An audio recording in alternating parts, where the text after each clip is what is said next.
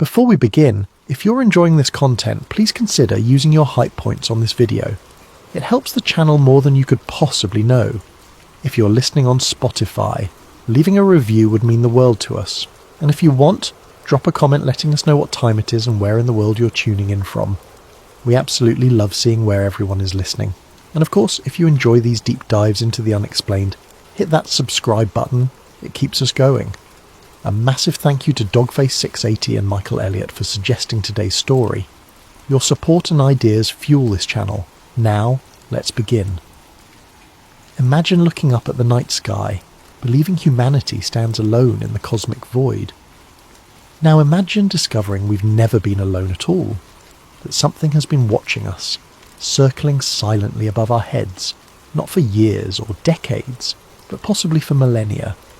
Long before we launched our first rocket, before we dreamed of touching the stars, something was already there, waiting, watching, recording. This is the story of the Black Knight satellite, and if even a fraction of what we're about to explore is true, everything we think we know about our place in the universe is wrong. The signals that shouldn't exist. Colorado Springs, 1899, the turn of a new century. The world stood on the brink of transformation. Electric lights were still a wonder in most cities. The automobile remained a curiosity for the wealthy. And radio, that invisible miracle that would soon connect the planet, existed only in the minds and laboratories of a handful of brilliant men. One of those men was Nikola Tesla. Tesla had always been different. Where others saw limits, he saw possibility. Where conventional science drew boundaries, he erased them. By 1899, he had already revolutionized the world with alternating current, transforming how electricity flowed through civilization itself. But Tesla wasn't satisfied with earthly achievement. His mind reached further, toward questions that made other scientists uncomfortable.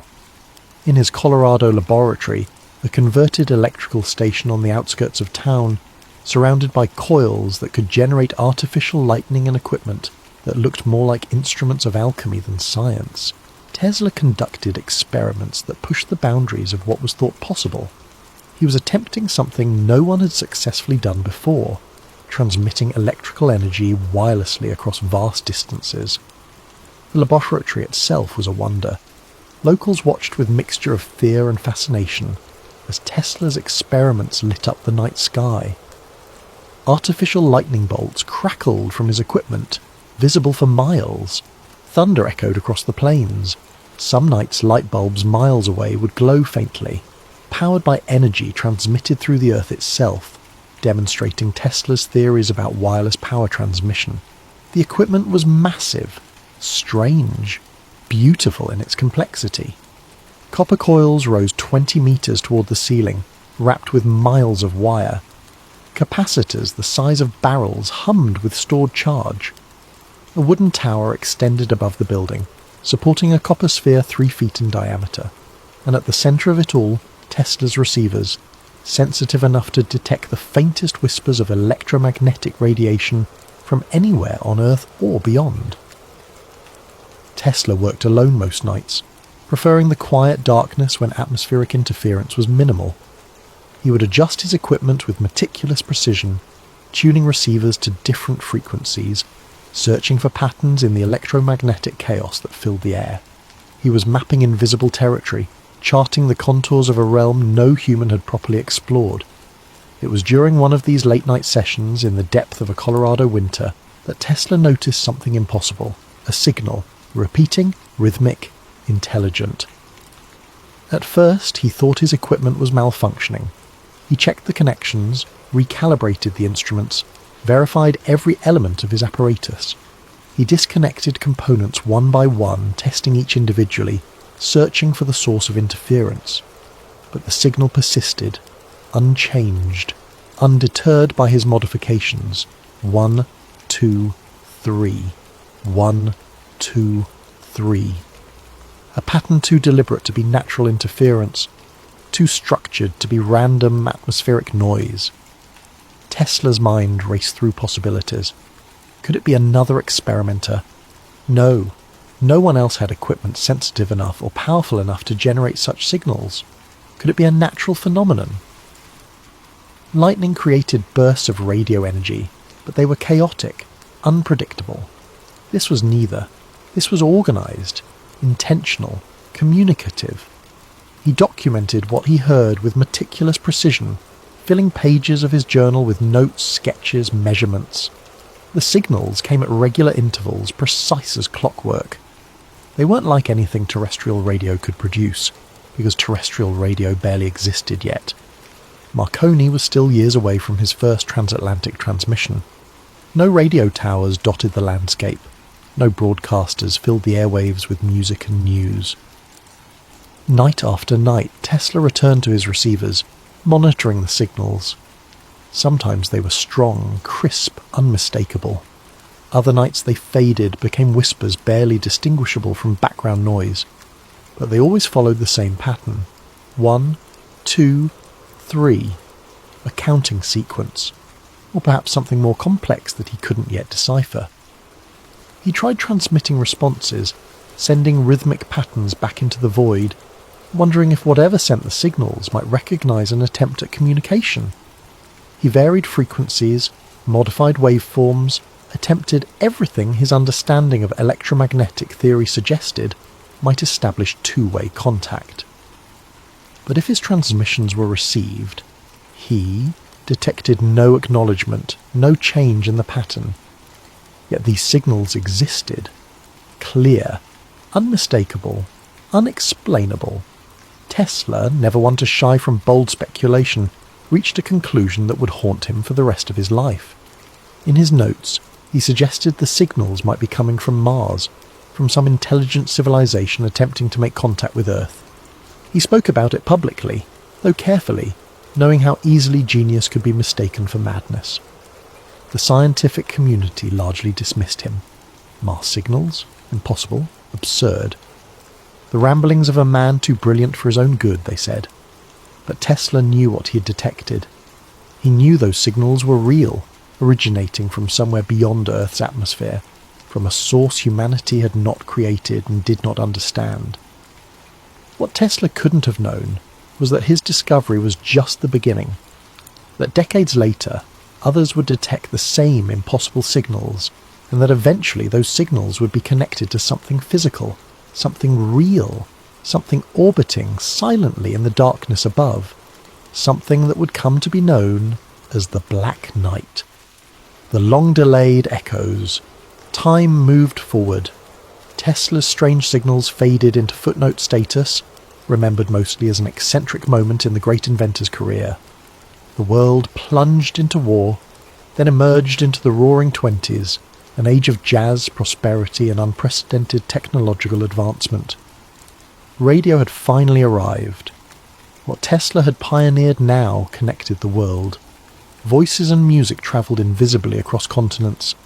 Engineers built better transmitters, more sensitive receivers, mapped the invisible highways of electromagnetic radiation that surrounded the planet, and in doing so, they found something else that shouldn't exist. Norway, 1927. A crisp autumn evening in Oslo. Engineer Jürgen Hals sat in his laboratory, surrounded by the latest radio equipment European technology could provide. He was part of a new generation of engineers who had grown up with radio, who understood its principles not as mysterious magic but as practical science.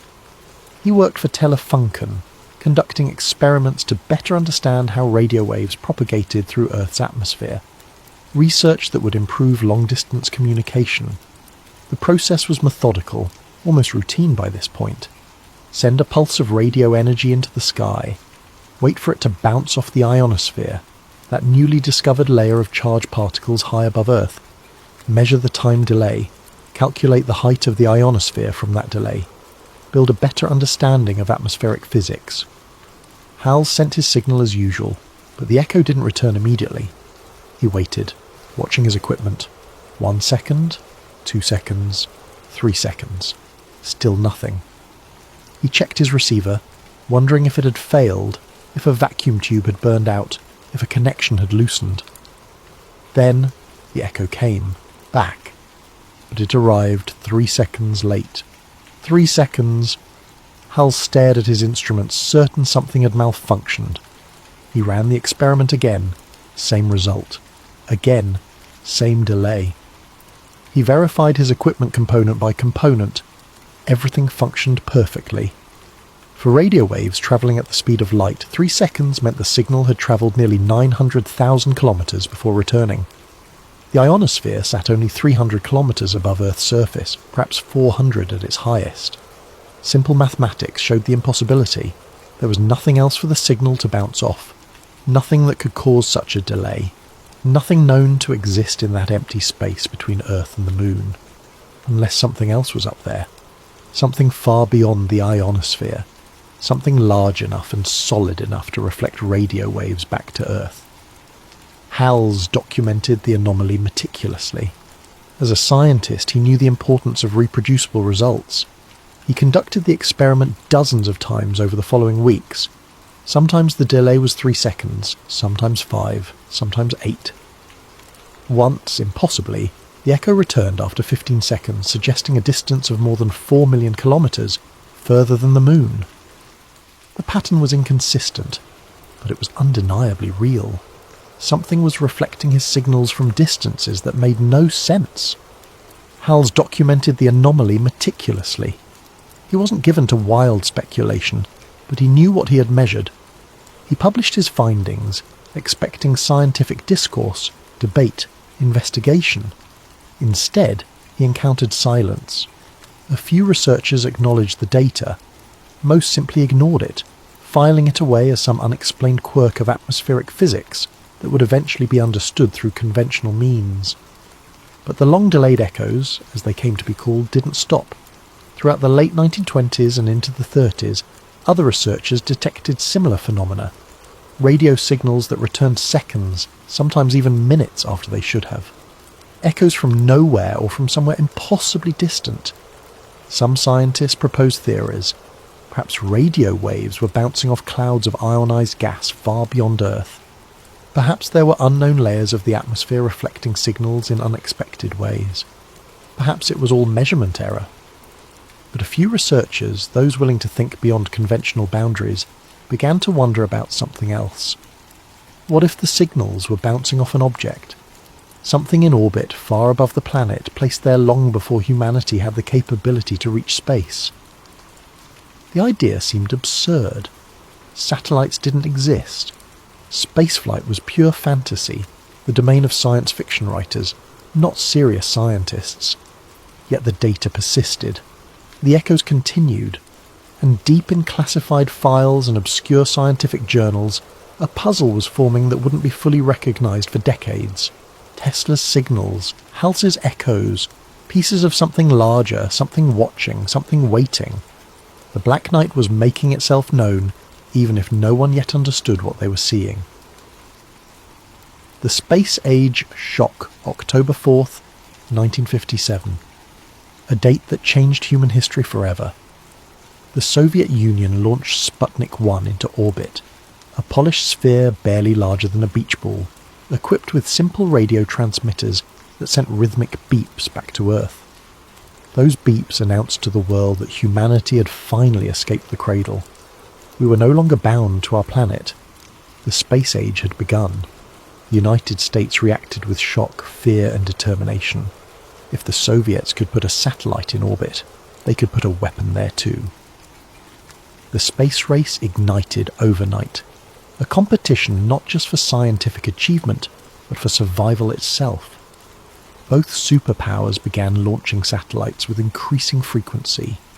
Communications satellites, weather satellites, spy satellites that neither side officially acknowledged but everyone knew existed. The sky above Earth, once pristine and empty, became crowded with human technology. And that's when the tracking systems noticed something wrong. Early 1960. Winter settled over the Northern Hemisphere, and in radar facilities across the United States, operators were doing what they did every day. Tracking objects in orbit, making sure American satellites were functioning, monitoring Soviet launches, keeping careful count of everything circling above. The facilities themselves were classified, buried in mountains or hidden on military bases. Massive radar dishes swept the sky continuously, painting electronic pictures of everything in orbit.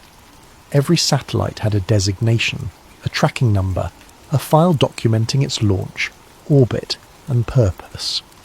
The operators knew their territory the way night watchmen know every corner of their building. Then the radars detected something unexpected, an object, large enough to generate a solid radar return, in polar orbit. The first operator who noticed it thought he had made an error. He recalibrated his equipment, checked the tracking data against known satellite positions. Nothing matched. He called over his supervisor. Together they verified the contact. The object was real, definitely in orbit, definitely circling in a polar path that crossed both the north and south poles. Polar orbit meant the satellite passed over every part of Earth eventually, an ideal trajectory for reconnaissance or surveillance. This was significant, critically significant, because in 1960, no nation possessed the proven capability to place satellites in true polar orbit consistently. The Soviets were launching into equatorial orbits, easier to achieve from their launch sites at Baikonur. The Americans were doing the same from Cape Canaveral, yet here was an object definitely in orbit, definitely circling in a polar path, and definitely not supposed to exist according to any intelligence reports, any known launch schedules, any reasonable assessment of Soviet or American capabilities. The discovery travelled up the chain of command rapidly. Within hours, analysts at the North American Aerospace Defense Command were examining the data.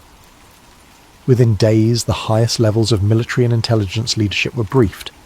This wasn't just unusual, this was potentially catastrophic. An unknown satellite in orbital space during the height of the Cold War meant someone had capabilities intelligence services hadn't detected. The tracking data was verified, then verified again. Multiple radar stations confirmed the object independently. Optical telescopes attempted to photograph it during night passes. The object was real, solid, reflecting radar clearly and occasionally visible as it crossed the night sky, a moving point of light following its impossible orbit. It wasn't a ghost image or atmospheric phenomenon. It wasn't radar glitch or operator error. Something physical was up there, and its mere existence represented a profound intelligence failure if it was Soviet, or a mind-bending mystery if it wasn't. Military officials contacted their Soviet counterparts through back channels, carefully worded inquiries. Is this yours?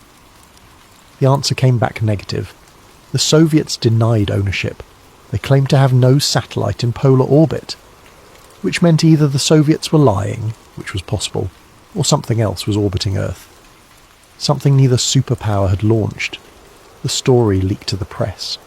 Newspapers ran headlines about a mystery satellite, a dark object circling Earth in an orbit no one could explain. The public read the stories with fascination and concern. Was it alien? Was it a secret weapon? What was watching us from above? Officials scrambled to control the narrative. The United States eventually claimed it might be debris from a failed launch. The Soviets suggested it could be a misidentified asteroid temporarily captured by Earth's gravity. Explanations piled upon explanations, each less convincing than the last. But inside government facilities, where tracking data accumulated in classified folders, analysts were asking harder questions. The object's orbit was too stable for debris, its trajectory too deliberate, and when they looked back through historical records, some researchers began connecting disturbing dots. Tesla's signals from 1899, the long-delayed echoes from the 1920s, and now this, an object in orbit that shouldn't exist, following a path that suggested surveillance, observation, monitoring. Someone, somewhere, gave it a name. Not officially. Not in any government document that would be declassified. But in whispered conversations between radar operators and late-night discussions among astronomers, the object acquired an identity. The Black Knight.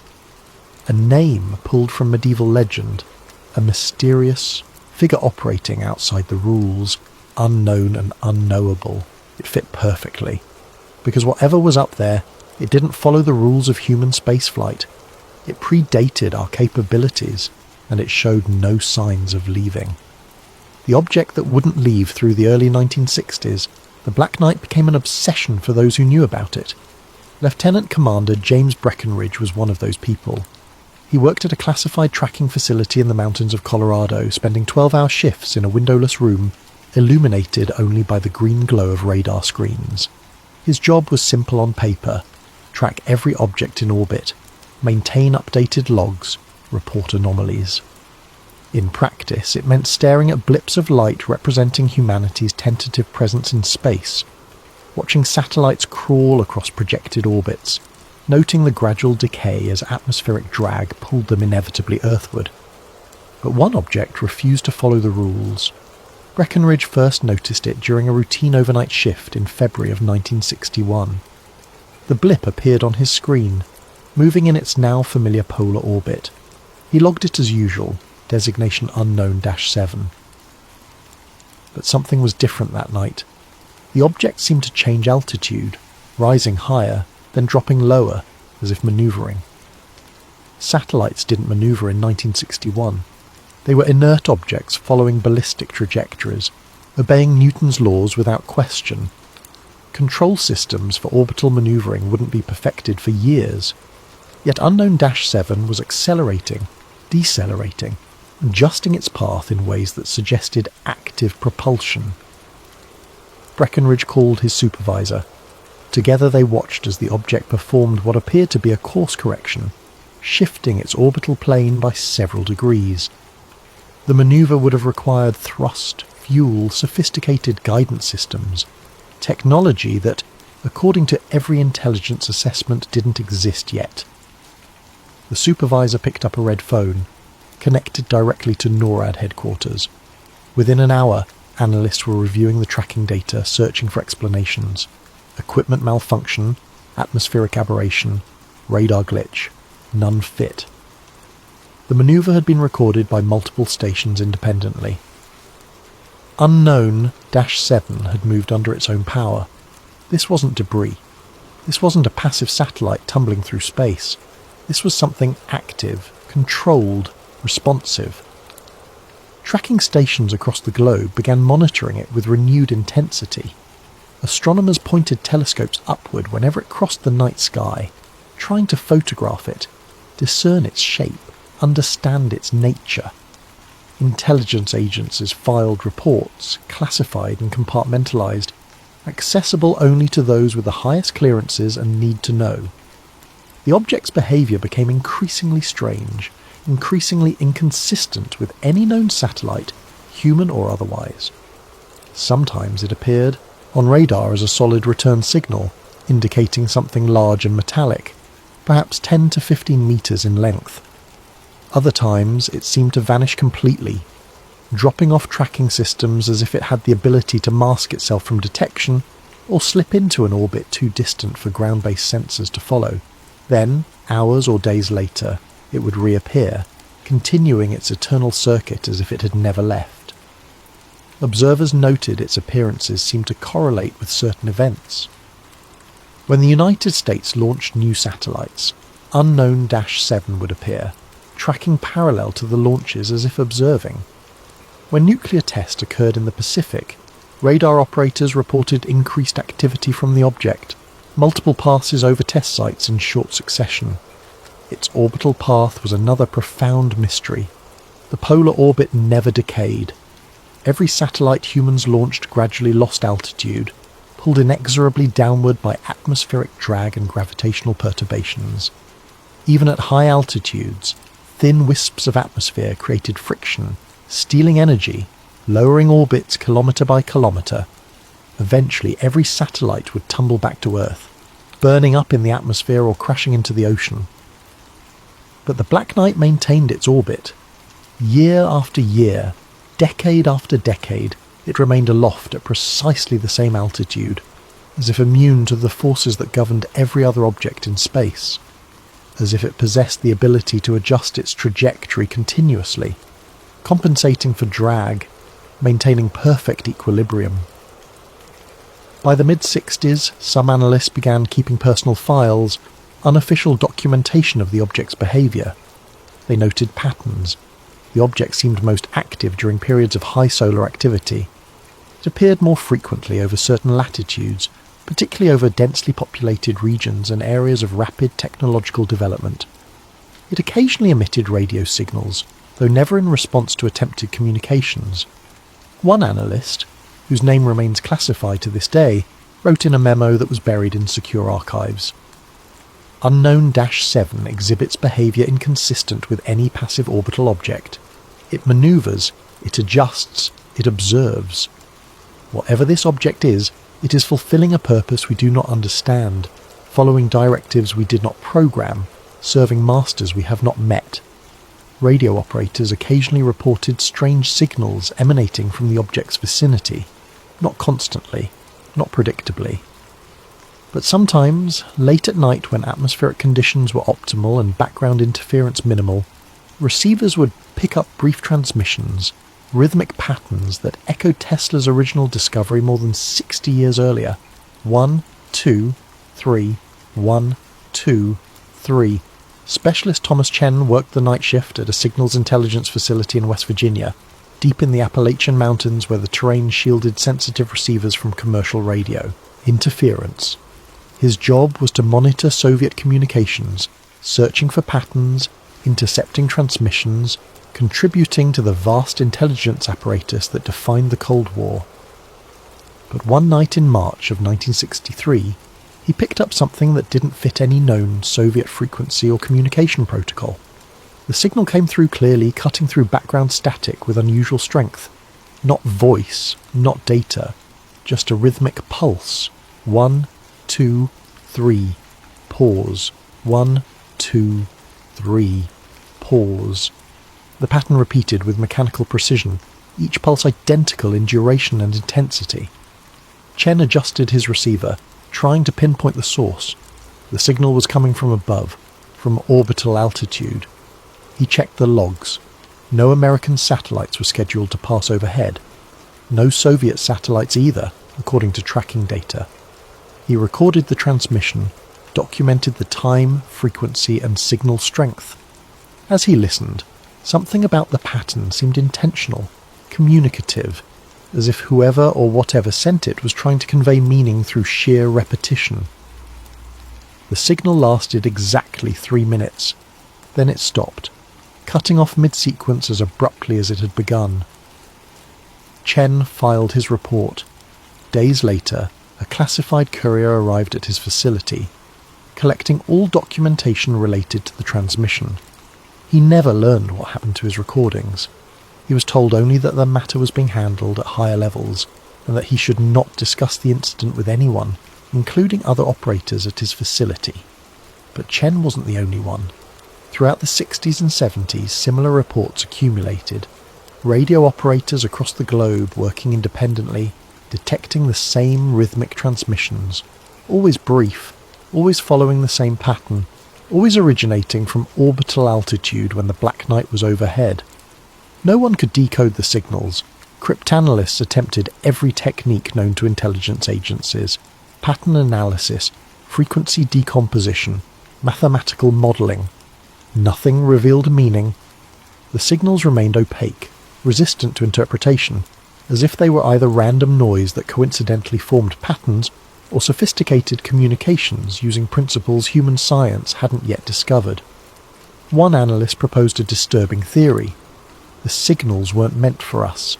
They were status reports, transmitted back to whoever created the Black Knight, updating distant controllers about conditions on Earth.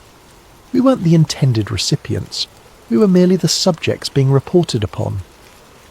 Astronomers who managed to photograph the Black Knight described it as dark, angular, unlike the cylindrical or spherical shapes of human satellites. Some claimed it rotated slowly, presenting different faces to Earth as it passed overhead. Others said it seemed to orient itself deliberately, as if observing specific locations below. The theories multiplied. Some researchers believed it was a Soviet satellite, more advanced than publicly acknowledged, part of a secret military program. but the Soviet Union would have had no reason to hide such an achievement. If anything, they would have trumpeted it as proof of their technological superiority. Others thought it might be American, a classified spy satellite that officials denied to maintain secrecy. But that theory had holes too. Why polar orbit? Why such unusual behaviour?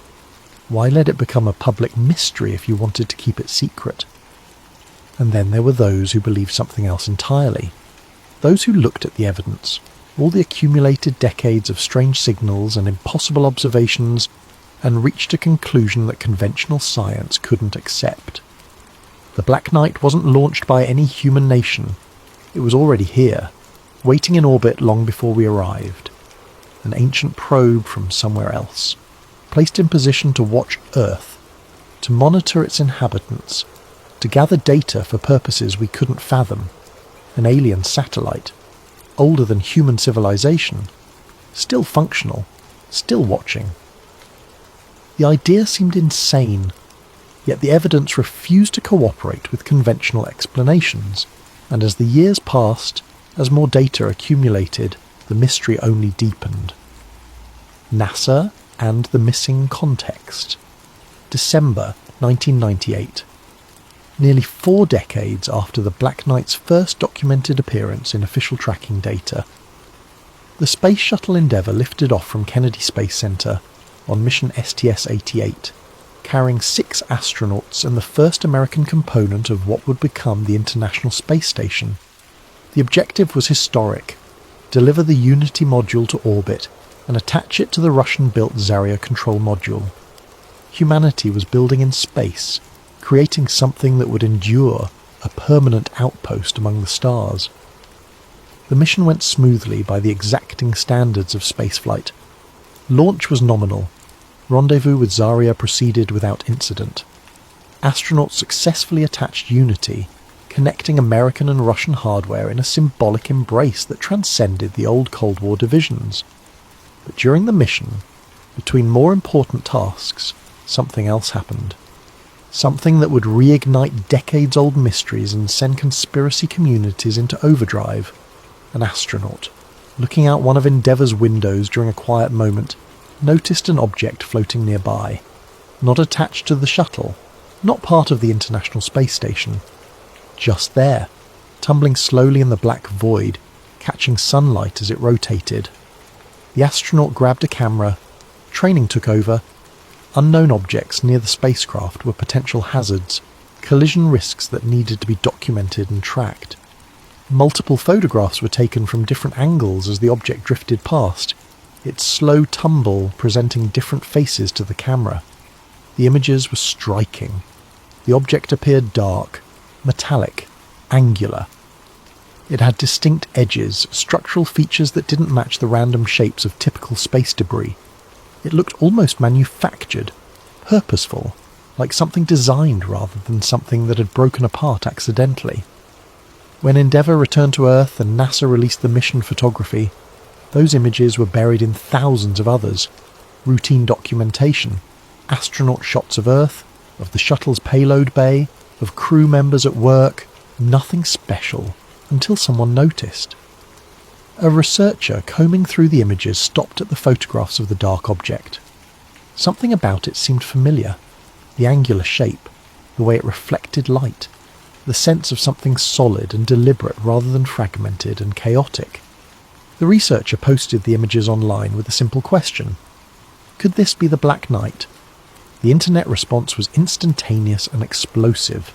Forums dedicated to unexplained phenomena erupted with analysis. Enhancement software was applied to the images, revealing more detail. Comparisons were made to old radar tracking data from the 1960s. Similarities were noted, catalogued, debated endlessly. Here it was, people said. Proof. The Black Knight, captured in high-resolution photography by NASA's own astronauts during a historic mission. The object looked exactly as the old reports described. Dark metallic material, unusual shape, nothing like conventional satellites or the tumbling wreckage of space debris. The photographs showed hard edges, structural integrity. a solidity that seemed inconsistent with broken fragments or discarded components. Mainstream media picked up the story. Television documentaries were produced with ominous music and dramatic narration. Books were written. The Black Knight satellite moved from classified whispers and obscure conspiracy theories to public consciousness, debated in living rooms and classrooms around the world. NASA responded quickly. Too quickly, some thought. The official explanation was simple. The object in the photographs was a thermal blanket, lost during a spacewalk when astronauts were working outside the shuttle. It had drifted away, been photographed, then eventually fell back to Earth and burned up in the atmosphere. Case closed. Mystery solved. Nothing to see here. Except the explanation didn't quite fit.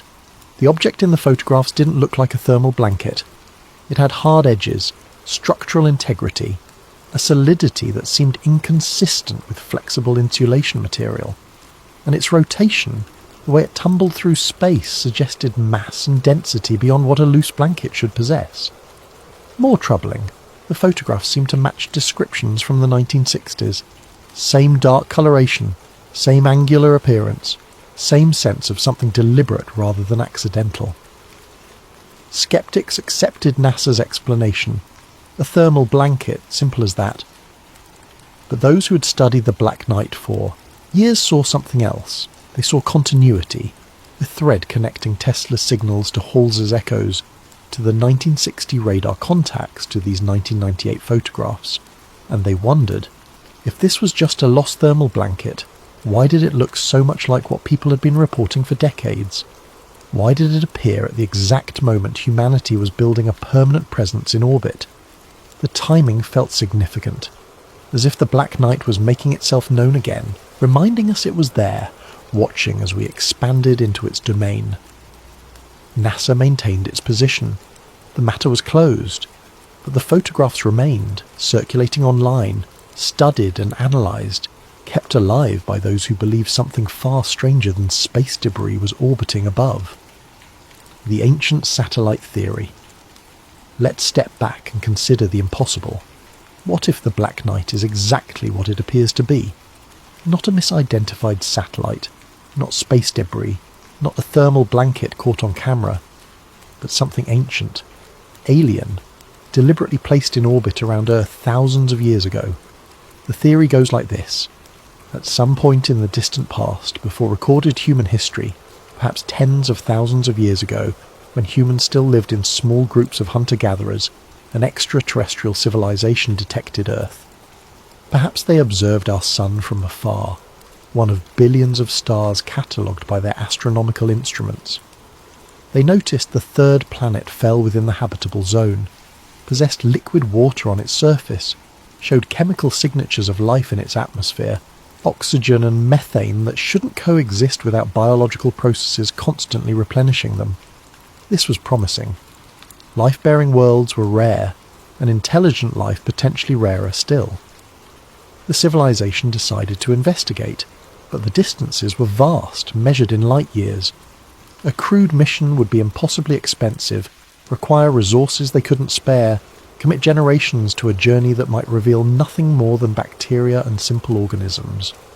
So they sent a probe instead, an automated sentinel designed to observe, record, analyse and perhaps transmit data back across the vast distances of interstellar space. The probe would be their eyes and ears, their scientific instrument operating independently for as long as necessary to document whatever intelligence might eventually arise on this promising world. The engineering required was extraordinary. The probe needed to survive for millennia, perhaps hundreds of thousands of years. Every component had to be designed for extreme longevity. No moving parts that could wear out, no chemical batteries that would deplete. Perhaps nuclear power, harvesting energy from radioactive decay that would continue for millions of years. Or solar panels constructed from materials that wouldn't degrade under constant bombardment from cosmic rays and solar radiation. The probe's intelligence was sophisticated but not conscious. It followed programming, decision trees that anticipated countless scenarios. If life exists but isn't intelligent, observe and record. If intelligence emerges, increase monitoring. If the intelligent species develops technology, begin attempting communication. If the species shows signs of self-destruction, document the process for future analysis. They launched it toward Earth, a journey that might have taken centuries or longer depending on their propulsion technology. The probe entered our solar system, decelerated, manoeuvred into orbit around Earth, specifically because this was where life had emerged, and then it began its mission. This probe entered orbit around Earth, deliberately choosing polar orbit specifically because that trajectory allows complete planetary coverage. Every location on Earth passes beneath a polar orbiting satellite eventually. Mountains, oceans, continents, poles, every climate zone and ecosystem would eventually fall under the probe's sensors. Perfect for long-term comprehensive observation. The probe was built to last, constructed from materials Earth science might not even have names for yet. Advanced alloys resistant to oxidation and radiation damage. Power systems that could operate for geological time periods. Shielding against micrometeorite impacts that would slowly sandblast conventional satellites to dust. Communication systems that could transmit findings back across interstellar distances, or storage systems that could preserve data until the probe's creators returned to collect it. Everything necessary for an indefinite mission in the hostile environment of space. And then it watched, silently, patiently, endlessly. It observed early humans emerging from Africa in waves of migration, spreading across continents, developing language, tools, social structures. It witnessed the agricultural revolution, the first permanent settlements, the birth of civilization itself. It saw empires rise from nothing. Sumer with its cuneiform writing, Egypt with its pyramids that would puzzle later generations, Greece with its philosophy, Rome with its roads and aqueducts that still function millennia later. All of this recorded, documented, transmitted back to whoever sent the probe, or stored in memory banks waiting for eventual retrieval. The probe remained invisible to humanity for thousands of years. Why would anyone look up and imagine something orbiting above? The concept of satellites didn't exist. Space was the realm of gods and stars, not machinery. But then, in the late 19th century, humans began playing with electricity and electromagnetic radiation. Tesla built his equipment, sensitive enough to detect faint signals from space. And for the first time, the probe's transmissions were heard. Not understood, but heard. The probe might have adjusted its behaviour. Perhaps it increased observation intensity, recognising that humanity was approaching technological maturity. The long-delayed echoes could have been deliberate pings, the probe testing whether humans were developing the capability to detect orbital objects. When the space age began, when humans finally launched their own satellites, the probe became detectable in new ways. Radar systems designed to track Sputnik also detected this older, stranger object. And suddenly, what had orbited unseen for millennia was noticed, questioned, feared. The 1998 photographs might represent the probe allowing itself to be seen. A deliberate revelation, perhaps, or simply the result of humanity's improved observational capabilities finally catching up to something that had been there all along. This theory explains everything. Tesla's signals, the first human detection of transmissions from something beyond Earth, the long-delayed echoes, the probe testing whether humans were developing the capability to detect orbital objects, the impossible polar orbit discovered in 1960 suddenly visible to tracking systems designed for the space age, the recurring sightings, the unexplained manoeuvres, the signals that emerge and fade like whispers from something trying to remain hidden. Of course, it's also the most extraordinary claim imaginable, an alien probe orbiting Earth for thousands of years. The evidence required for such a claim would need to be overwhelming, undeniable, far beyond what currently exists in declassified files and public knowledge. But here's what keeps people awake at night, staring at their ceilings, wondering, what conventional explanation accounts for all the data? All the sightings spanning more than a century? All the strange signals that follow the same pattern across decades? all the tracking data showing an object that behaves unlike anything humans have launched. The mystery demands an answer. And until conventional science provides one that fits every piece of evidence, every anomaly, every unexplained observation, the ancient satellite theory remains uncomfortably, disturbingly plausible. Imagine it for a moment.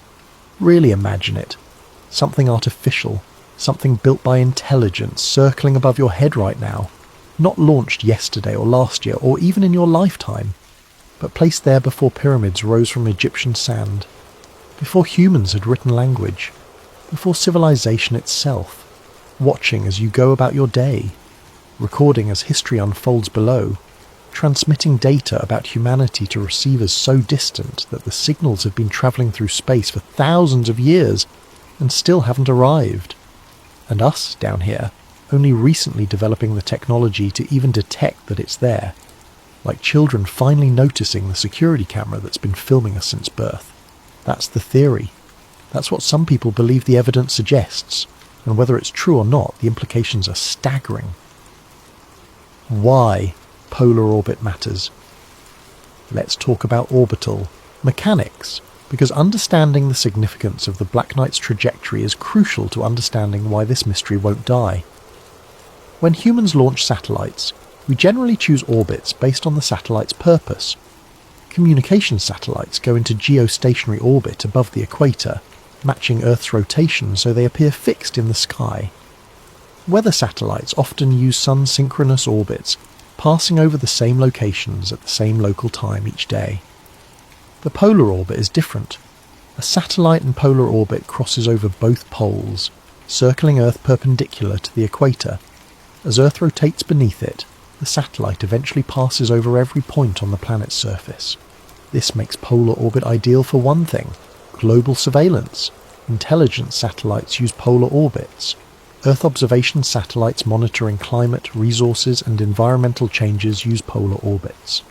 If you want to see everything, monitor everything, record everything happening on a planet, polar orbit is exactly where you'd position your satellite. Now consider the difficulty of achieving polar orbit. It requires more energy than equatorial orbits. Launch sites near the equator provide a velocity boost from Earth's rotation, but only for eastward launches. Polar orbits require launching north or south, losing that rotational advantage. In 1960, when the Black Knight was first officially detected, only the most advanced space programs could theoretically achieve polar orbit. The United States wouldn't successfully launch a satellite into true polar orbit until later. The Soviets faced similar challenges, yet there it was, an object in perfect polar orbit, stable, persistent, unexplained. If the ancient satellite theory is correct, polar orbit makes perfect sense. An alien probe designed to monitor Earth would need comprehensive coverage. It would need to observe all civilizations, all geographical locations, all human activity. Polar orbit provides that. The probe could pass over every major population centre, every battlefield, every technological development. Nothing would escape its observation. And here's something else to consider. A polar orbit doesn't just allow observation, it also provides concealment. Objects in polar orbit aren't constantly visible from any single location. They pass overhead, disappear beyond the horizon, and don't return for hours. Unlike geostationary satellites that remain fixed in the sky, a polar orbiting object appears, then vanishes, making it much harder to study and track. For a probe trying to observe while minimizing detection, polar orbit is ideal. Maximum coverage, minimum visibility. The more you understand orbital mechanics, the more the Black Knight's trajectory seems deliberately chosen. Not random, not accidental, but optimized for long-term planetary surveillance. Which raises an uncomfortable question. If something has been watching us from optimal surveillance, orbit for potentially thousands of years, what has it seen? What has it recorded? And more importantly, what is it waiting for? Debunking versus doubt. Let's be honest, the Black Knight satellite theory has problems. Serious problems that any rational analysis must acknowledge. First, there's no physical evidence, no retrieved fragments, no confirmed photographs that definitively show an artificial structure inconsistent with known space debris. Everything we have is radar data, ambiguous images and historical reports that could have conventional explanations. Second, the 1998 NASA photographs, while intriguing, really might be a thermal blanket. The agency's explanation is plausible. Thermal blankets do look metallic. They do tumble in space, and the shuttle crew did lose one during that mission. Sometimes the simplest explanation is correct. Third, the early radar contacts from 1960 could have been misidentified Soviet satellites. The Cold War was characterized by secrecy and misinformation. The Soviets might have been testing advanced orbital mechanics they didn't want to reveal, or American radar operators might have misinterpreted their data. Fourth, Tesla's signals and the long-delayed echoes have alternate explanations. Natural radio sources exist in space. Pulsars, quasars, magnetized planets. What Tesla detected might have been Jupiter's powerful radio emissions, which weren't understood until decades later. The long-delayed echoes could result from complex ionospheric conditions or interactions with Earth's magnetosphere. These explanations exist. They're reasonable. They require no extraordinary assumptions about alien probes or ancient surveillance. Yet they don't entirely satisfy, because while each individual piece of evidence can be explained away, the pattern of evidence is harder to dismiss. Tesla's signals in 1899, Halsey's echoes in the 1920s, the 1960 radar contacts, the 1998 photographs, reports spanning more than a century, all describing something similar, all pointing towards something in orbit that shouldn't exist. Coincidence? Possibly.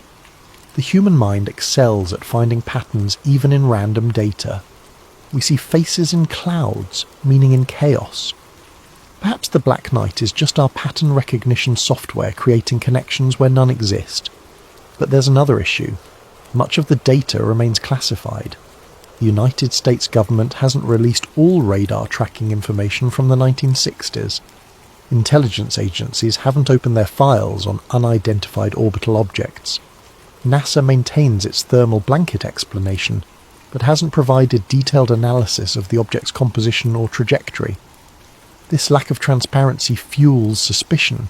If the explanations are so straightforward, why not release everything? Let independent researchers examine all the data, reach their own conclusions, settle the matter, definitively. The silence suggests either there's nothing to hide, and releasing classified data serves no purpose, or there's something to hide, and releasing classified data would raise questions officials don't want to answer. We're left in limbo. No proof of alien origin, but also no complete conventional explanation that accounts for all the evidence across all the decades.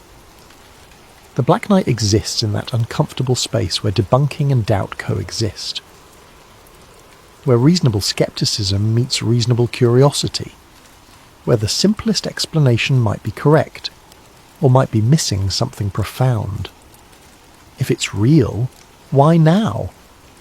Assume for a moment the impossible is true. An ancient alien probe has been orbiting Earth for thousands of years. This raises an obvious question. Why? Why would an extraterrestrial civilization place a probe here? What would they be looking for? And if they've been observing us for millennia, why haven't they made contact?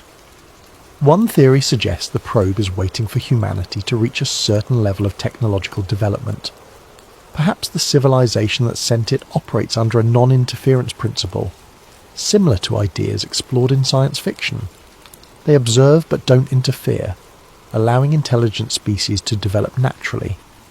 The probe might have been programmed to simply watch and record until humans achieved spaceflight, nuclear technology, or some other milestone indicating maturity. Tesla's detection of signals might have been the first time humanity was technologically capable of noticing the probe. The probe might have responded by increasing transmission frequency, essentially saying, "Yes, we're here. You're finally advanced enough to detect us." Another theory centers on nuclear weapons. Humans first detonated atomic bombs in 1945. Within 15 years, radar systems detected the Black Knight. Coincidence? Or did nuclear weapons trigger increased probe activity? An alien civilization monitoring Earth might be particularly interested in whether emerging intelligent species develop weapons of mass destruction. Nuclear capability represents a threshold, the ability to destroy civilization or, eventually, spread destruction beyond a single planet. A monitoring probe might intensify observation once that threshold is crossed. Some researchers have noted that major UFO waves and sightings increased after World War II, coinciding with atomic weapon development. If the Black Knight is real, it might be connected to a broader program of observation, with the satellite component supplemented by closer-range reconnaissance. Climate change presents another possible trigger. If the probe is designed to monitor planetary health alongside intelligent life, recent environmental deterioration might warrant increased attention. Rising temperatures, mass extinctions, ocean acidification, all signs that an intelligent species is destabilizing its own biosphere. Then there's the simple data collection theory. The probe is a scientific instrument, nothing more. It records everything, transmits data back across interstellar distances, or stores it for eventual retrieval. No judgment, no interaction, just observation. Humanity is a long-term experiment, and the probe is patiently gathering data points across millennia. Or perhaps the probe isn't waiting for anything. Perhaps it's simply fulfilling its programming, orbiting and observing until its creators return. If those creators exist on a timescale different from human civilization, thousands of years might be a brief interval. They placed the probe in orbit, went about other business elsewhere in the galaxy, and plan to return for their data eventually. The most unsettling theory is that the probe already accomplished its mission. It observed Earth, recorded what it needed, transmitted findings home. Now it's just there, a forgotten piece of technology circling a planet its creators no longer care about. We're noticed, catalogued, and dismissed.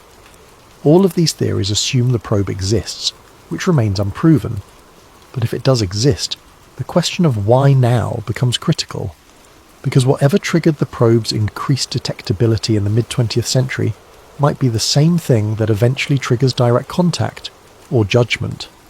Still there, still watching, we return to the present day, December 20th, 2025.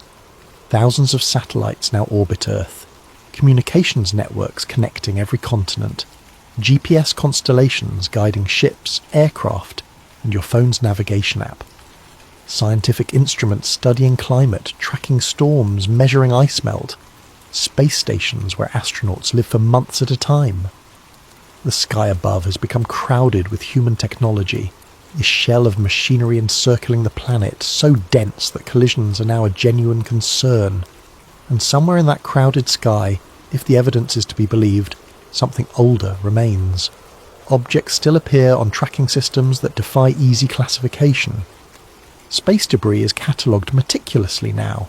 Every piece larger than 10 centimetres tracked and monitored by the United States Space Surveillance Network. Over 34,000 objects.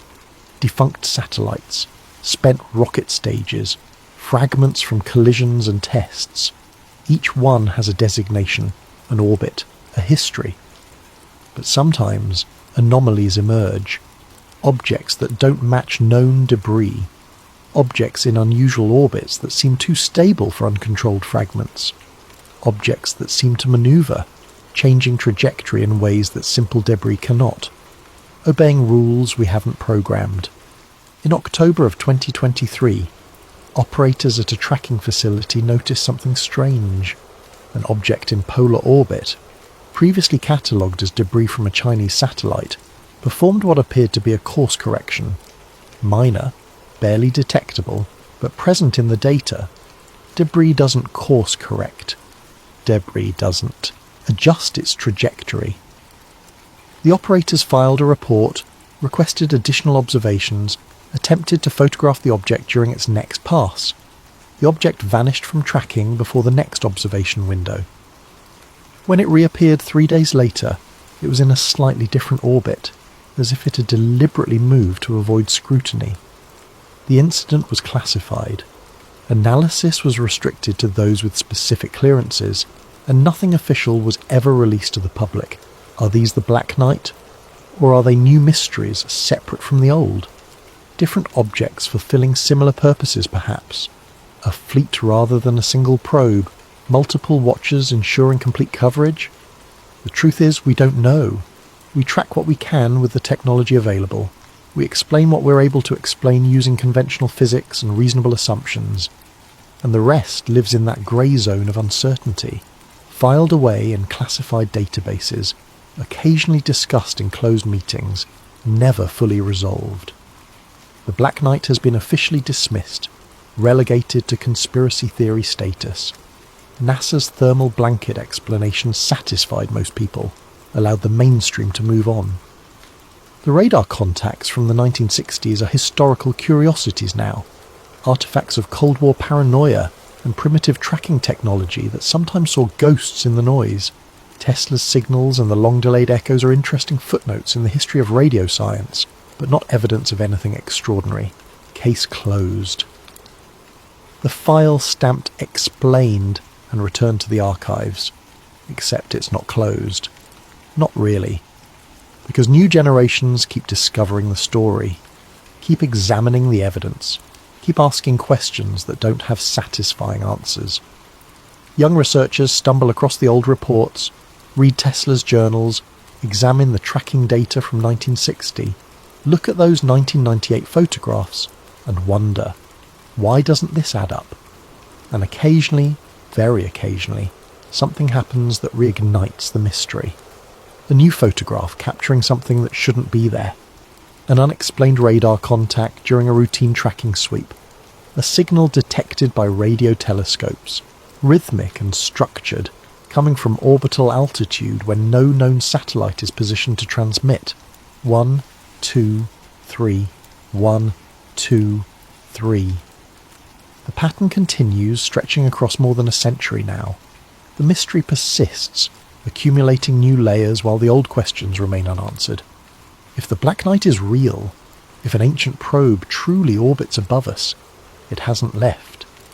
Despite our satellites crowding its domain, despite our space stations and our telescopes, and our increasing ability to observe and track, it remains, still there, maintaining its eternal watch, recording our progress or our decline, waiting for whatever conditions its programming requires, before revealing itself fully or transmitting its final report.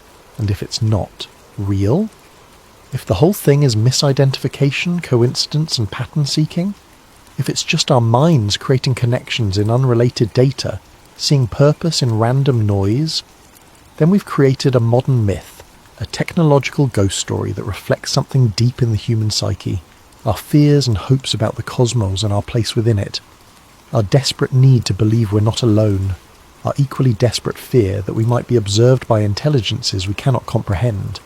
Either way, the story matters, the question matters, because it forces us to look up and wonder, to question whether we're alone, truly alone in this vast universe, to consider that the night sky might contain more than distant stars and lifeless void, to imagine that consciousness, intelligence, purpose might exist in forms we haven't yet recognized.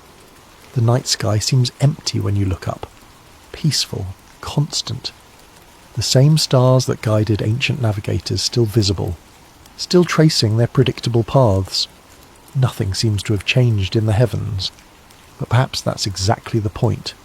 Perhaps the best surveillance is the kind that never draws attention, the kind that watches while remaining invisible, records while appearing absent, fulfills its mission while the subjects never suspect they're being observed, and perhaps, on certain nights, when atmospheric conditions are right and electronic interference is minimal, if you listen very carefully with sensitive enough equipment, you might still hear it. That signal, that pattern, that message sent from something that shouldn't exist, echoing through the electromagnetic spectrum the way it has for more than a century. 1, 2, 3. 1, 2, 3. A countdown, a greeting, a warning, a simple acknowledgement that yes, we see you, we've always seen you, we're still here, we don't know, we may never know, but somewhere above, circling in the darkness between stars and earth, between what we know and what we fear, between the possible and the impossible, something continues its ancient mission. Still there, still watching, still keeping its secrets, and maybe, just maybe, still waiting for the moment when humanity is ready to receive the message it's been broadcasting all along.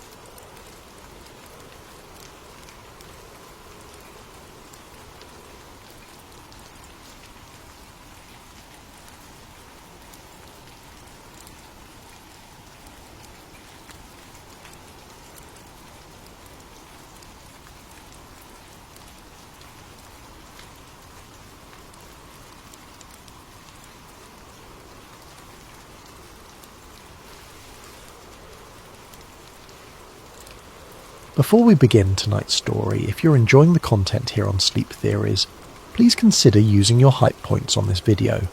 It truly helps the channel grow more than you could possibly know, and it allows us to keep bringing you these deep dives into the unexplained.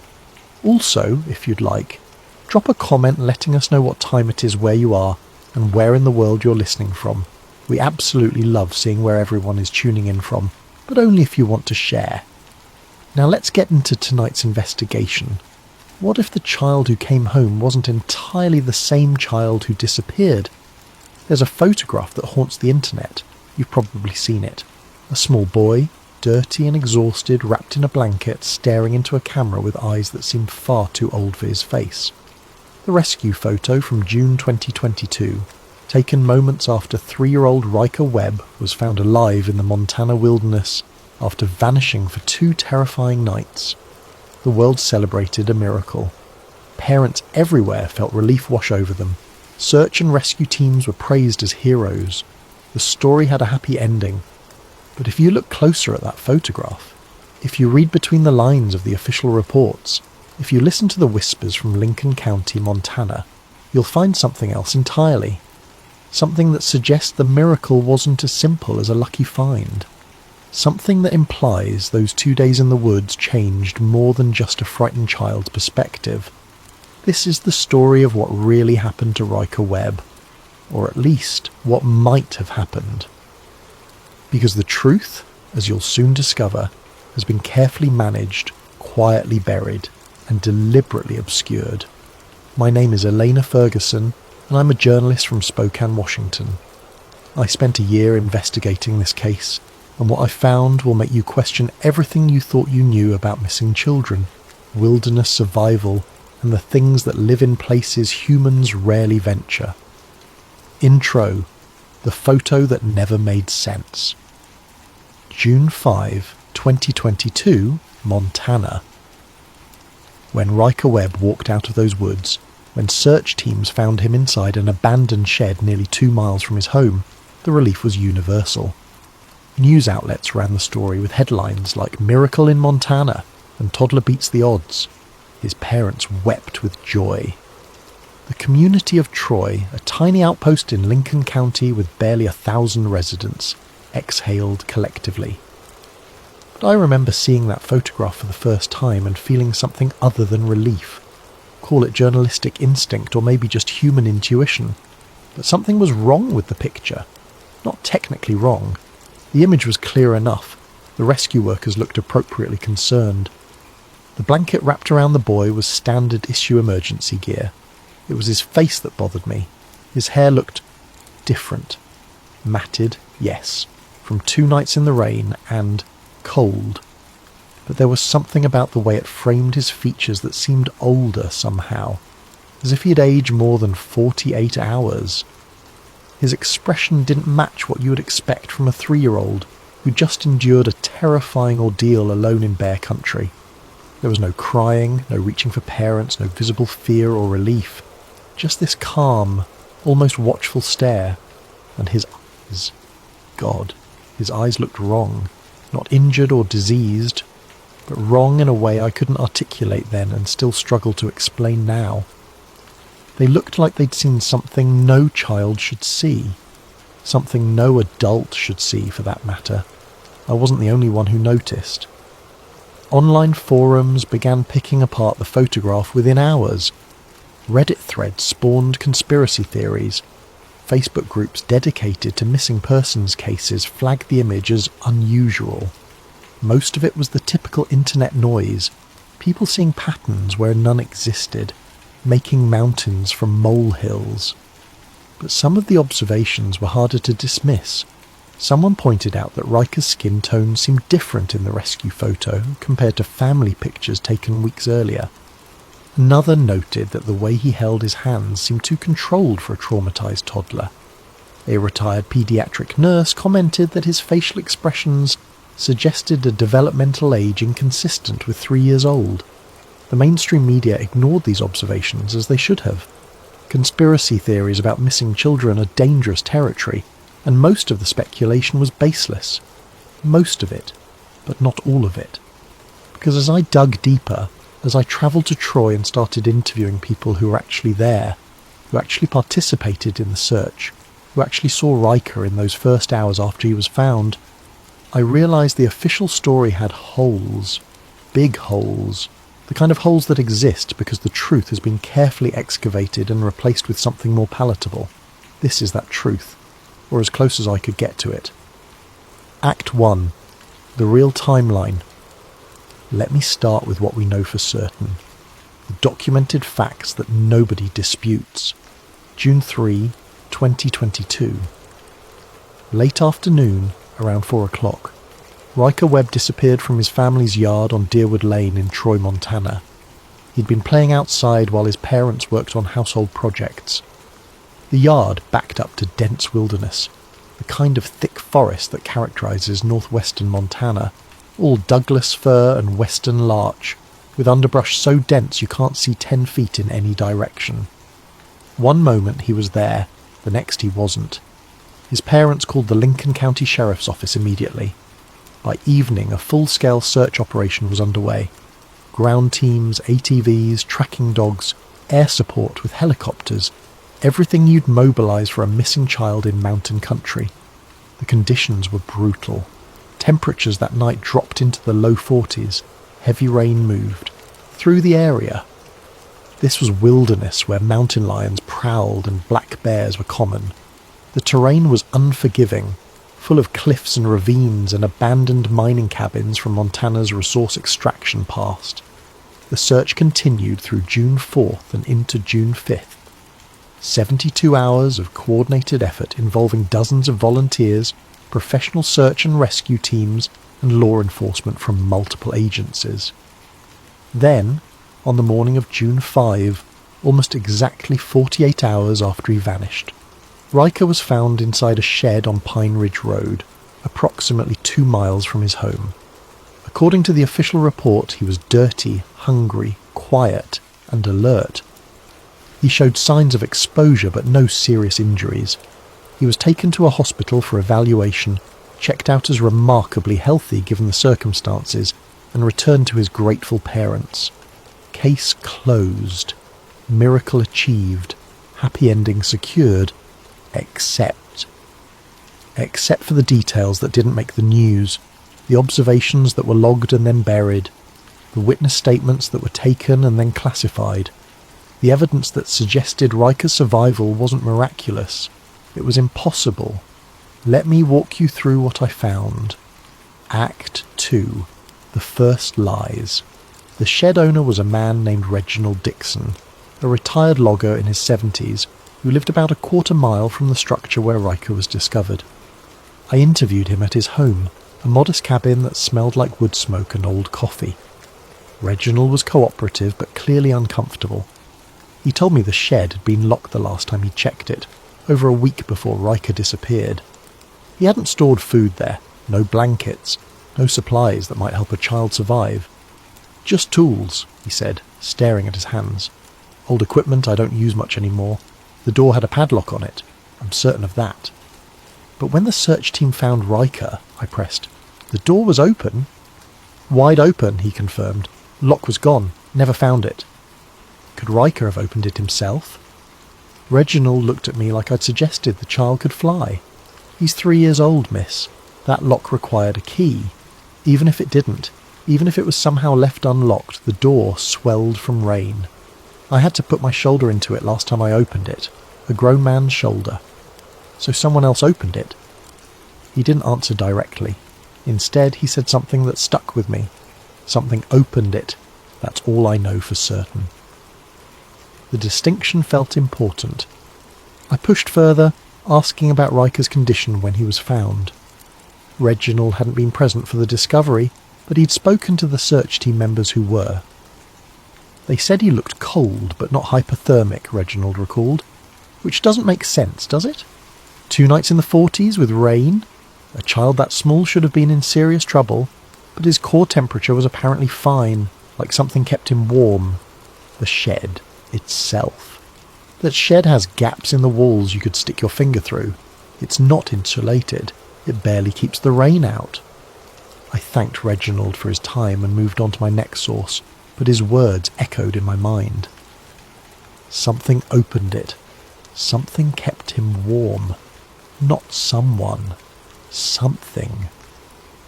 My next breakthrough came through a Freedom of Information Act request I'd filed months earlier. The search and rescue logs finally arrived, heavily redacted but still revealing. Most of it was standard documentation. Team assignments, search grid coordinates, timing of various sweeps through the forest. But scattered throughout were observations that painted a very different picture than the official narrative. June 4, 11:23 a.m. Thermal anomaly detected on ridge approximately 1.3 miles northeast of last known position. Negative on visual confirmation. Signature disappeared before ground team arrival. June 4, 2:47 p.m. Multiple thermal signatures appear and disappear rapidly in Sector 7. Equipment malfunction suspected but unconfirmed. Signatures do not match known wildlife patterns. June 4, 7:15 p.m. Team 3 reports audible childlike vocalization from unreachable location. Cliff face prevents access. Vocalization ceased before climbing equipment deployed. And then the entry that made my hand shake when I read it. June 4, 9:03 p.m. Eyes in the tree line. Size inconsistent with known wildlife. Recommend daylight follow-up. Location marked.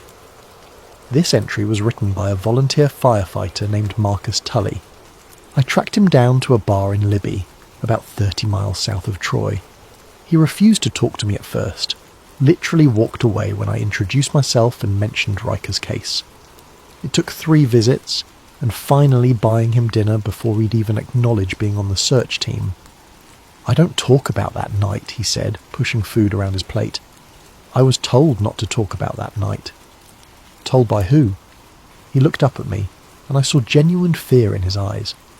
People who made it clear my cooperation was appreciated and my silence was expected. What did you see, Marcus? He was quiet for a long time, then so softly I almost missed it. Something watching us. Something big enough that the eyes were level with mine and I'm 6 feet tall. But it was crouched in the brush, I could tell by the angle. If it stood up. He didn't finish the sentence, he didn't need to. Did you tell the search coordinators? I logged it. You've seen the log, so you know I logged it. They told me it was probably a bear standing on its hind legs. But I've seen bears, miss. I've seen them up close. That wasn't a bear. What was it? I don't know, he said, meeting my eyes. And I don't want to know. I've got a family. I've got a life here. Some questions aren't worth asking. I had one more question for him, though. The helicopter footage, I said. The FLIR imaging from the air search. Have you seen it?" His expression darkened. "It doesn't exist. Officially. But unofficially? Unofficially, the pilot saw something he wasn't supposed to see. Unofficially, that footage was classified faster than you can blink. Officially, there was a malfunction, and no usable imagery was captured." I managed to track down the pilot, a man named Sam Keller, who worked for a private helicopter service contracted by the county. He was even more reluctant to talk than Marcus, but I caught him at the right moment after a few drinks at a hangar party when his guard was down. "I saw something moving behind that kid," he told me, words slightly slurred. In the thermal image, clear as day, something big crouched down like it was, I don't know, hiding, protecting him. The shape was wrong for a person, too tall, too thin.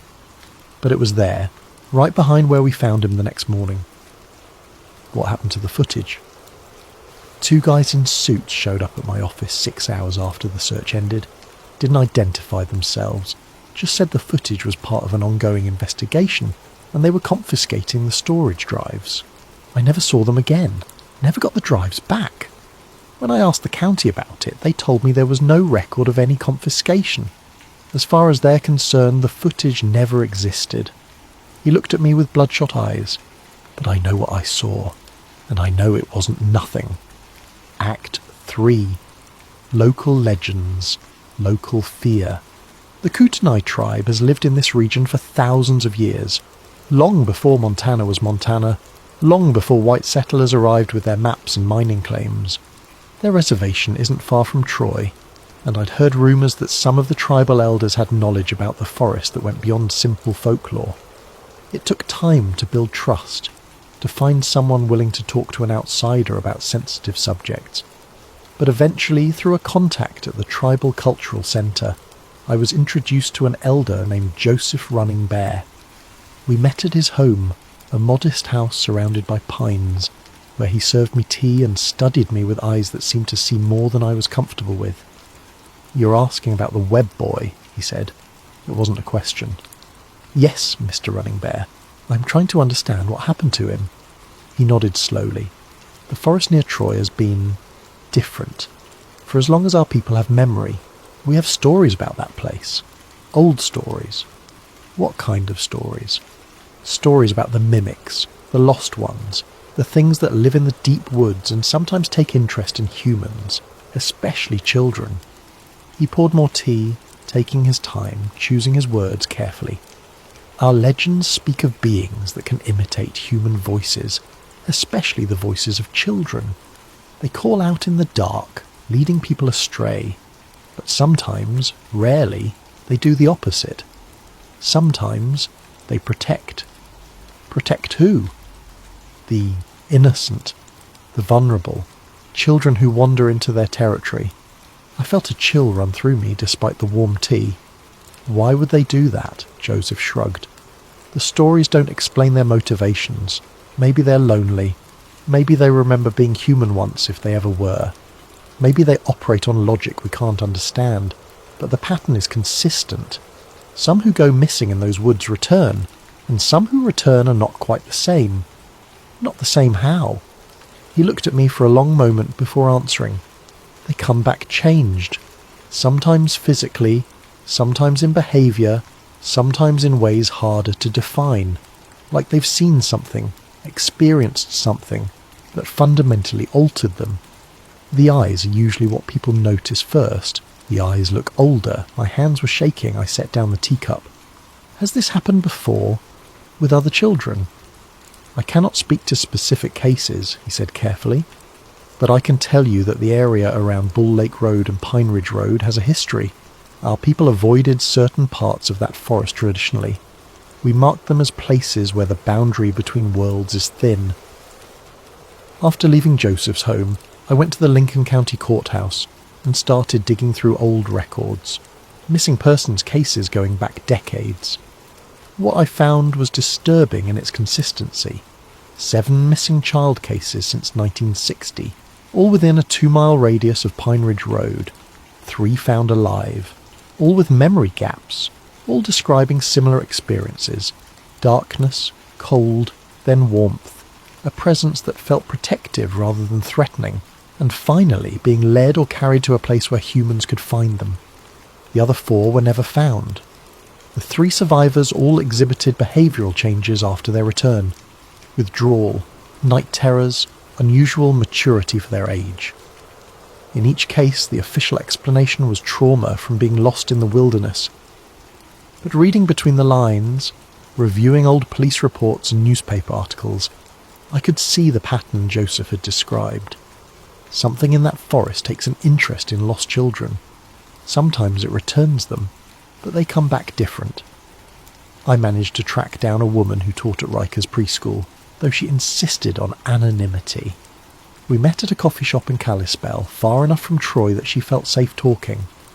He changed after he came back, she told me, stirring her coffee nervously.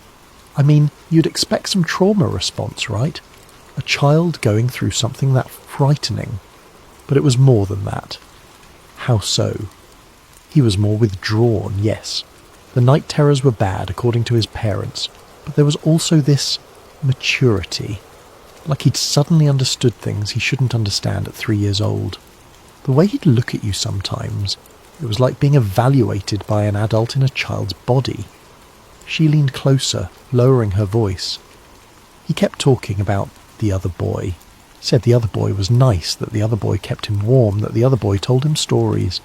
Did his parents mention this? They told me he was just processing the trauma through imagination, creating an imaginary friend to cope with being alone, but what? One day, about a month after he came back, he was drawing in class. I looked over his shoulder and saw he'd drawn 2 figures. When I asked him who they were, he said, me and him. I asked who him was, and he looked at me like I was stupid. He said, the other boy. He said he'd stay in the woods so I could come home. He said it was a fair trade. She wrapped her hands around her coffee mug. I mentioned it in a report to the school counsellor. 2 days later, I was called into the principal's office with a county official I'd never met. They told me that spreading rumours about the Webb case was harmful to the family and potentially actionable. They strongly suggested I focus on Riker's present well-being and stop dwelling on his statements about the experience. They threatened you. They didn't have to threaten explicitly. The message was clear. Stop talking about this, or there will be consequences. Act 4. The eyewitness who breaks the case. For months, I'd been trying to find someone from the original search team willing to go on record with details that contradicted the official story. Most refused outright. Others simply stopped returning my calls. The culture of silence around the Webb case was ironclad. Then I got a call from a number I didn't recognise. The voice on the other end was elderly, male, hesitant. Miss Ferguson, my name is Benjamin Hartley. I understand you've been investigating what happened to the Webb boy. I think we should talk. We met at his home outside Troy, a small ranch house with a view of the Cabinet Mountains. Benjamin was in his late 60s, a retired contractor who'd volunteered with search and rescue teams for over 30 years. I was there, he said simply, once we'd settled in his living room. I was on the team that found him. My heart rate picked up. Can you tell me what you saw? He pulled out a folder, old and worn, and handed it to me. These are copies I made before I turned in my official report. I knew even then that something wasn't right about how the whole thing was being handled. Inside were photographs, notes, sketches, evidence that had never made it into the public record. We found footprints, Benjamin said, pointing to one of the photos, next to where Riker had been. Small footprints consistent with a child his size, but there were others. The photograph showed depressions in the mud near the shed. Alongside the small prints were larger ones, much larger, and they were barefoot. Human? I asked. Shaped like human feet, Benjamin corrected, but the proportions were wrong. Too long, too narrow, and the stride length suggested something tall, very tall. How tall? Based on them spacing, I'd estimate 7 feet, maybe more. He showed me another photograph, this one showing drag marks in the dirt. These led to the shed, short marks like something was being carried. The spacing and depth suggested significant weight, more than a 3-year-old child. like whatever was carrying him was heavy enough to sink deeper into the ground. Could it have been an animal? A bear? Benjamin shook his head. I've tracked animals my whole life. These weren't animal prints. And there were these other impressions. He pointed to circular marks in another photograph. We couldn't figure out what made these. They were too regular to be natural, too random to be man-made. One of the guys on my team said they looked like a deer standing on its hind legs might make, but that's absurd. What did the sheriff's office say? They told us to exclude the unusual prints from our official report, said it would confuse the investigation and distract from the main goal of finding Riker safe. When I pointed out that Riker had already been found, they changed their reasoning, said it would traumatise the family to know something else had been near their son, said we should focus on the positive outcome and not create unnecessary fear. He leaned back, looking tired. But here's the thing that really bothered me. When we actually found Riker, when we approached the shed, the door was standing wide open, not just unlocked, open, like something had just left. Did you see anything? No, but I felt it. We all felt it. Something watching us from the tree line. Something that disappeared the moment we got close to the boy. Benjamin reached into his pocket and pulled out a small digital recorder. I recorded part of the search team briefing that morning. I wasn't supposed to, but I had a feeling things were about to get strange. I was right. He played the recording for me. The audio quality was poor, but I could make out voices discussing the search plan. Then clearly a deputy's voice. We are classifying the unidentified presence as environmental. Do not report visual details in your statements. Keep your descriptions limited to the child's condition and location. Another voice, one I didn't recognise. Higher authorities have already been contacted. They'll handle the anomalous elements. Your job is to stick to the facts. The simple facts. I looked at Benjamin. Higher authorities? No one ever identified who they were, but 2 unmarked vehicles showed up that afternoon. Federal plates. The men inside asked to review all our documentation. They were particularly interested in the photographs of the footprints and the thermal imaging data. What did they look like? Professional, clean-cut, the kind of people who are used to having authority and not explaining it. One of them, the one in the green jacket, interviewed several of us separately. He asked strange questions. Like what? He wanted to know if Riker had spoken to it. His exact word, it. Not who, not what, just it. He asked if the boy seemed older somehow, if he looked like himself. At the time, I thought the questions were bizarre. Now, he trailed off, looking out the window at the mountains. Now I think he knew exactly what we'd found, and he was checking to see if Riker had been changed by whatever was out there with him. Act 5. The conspiracy deepens. The more I investigated, the more layers I uncovered. What had started as a simple question about a missing child had evolved into something far more complex and disturbing.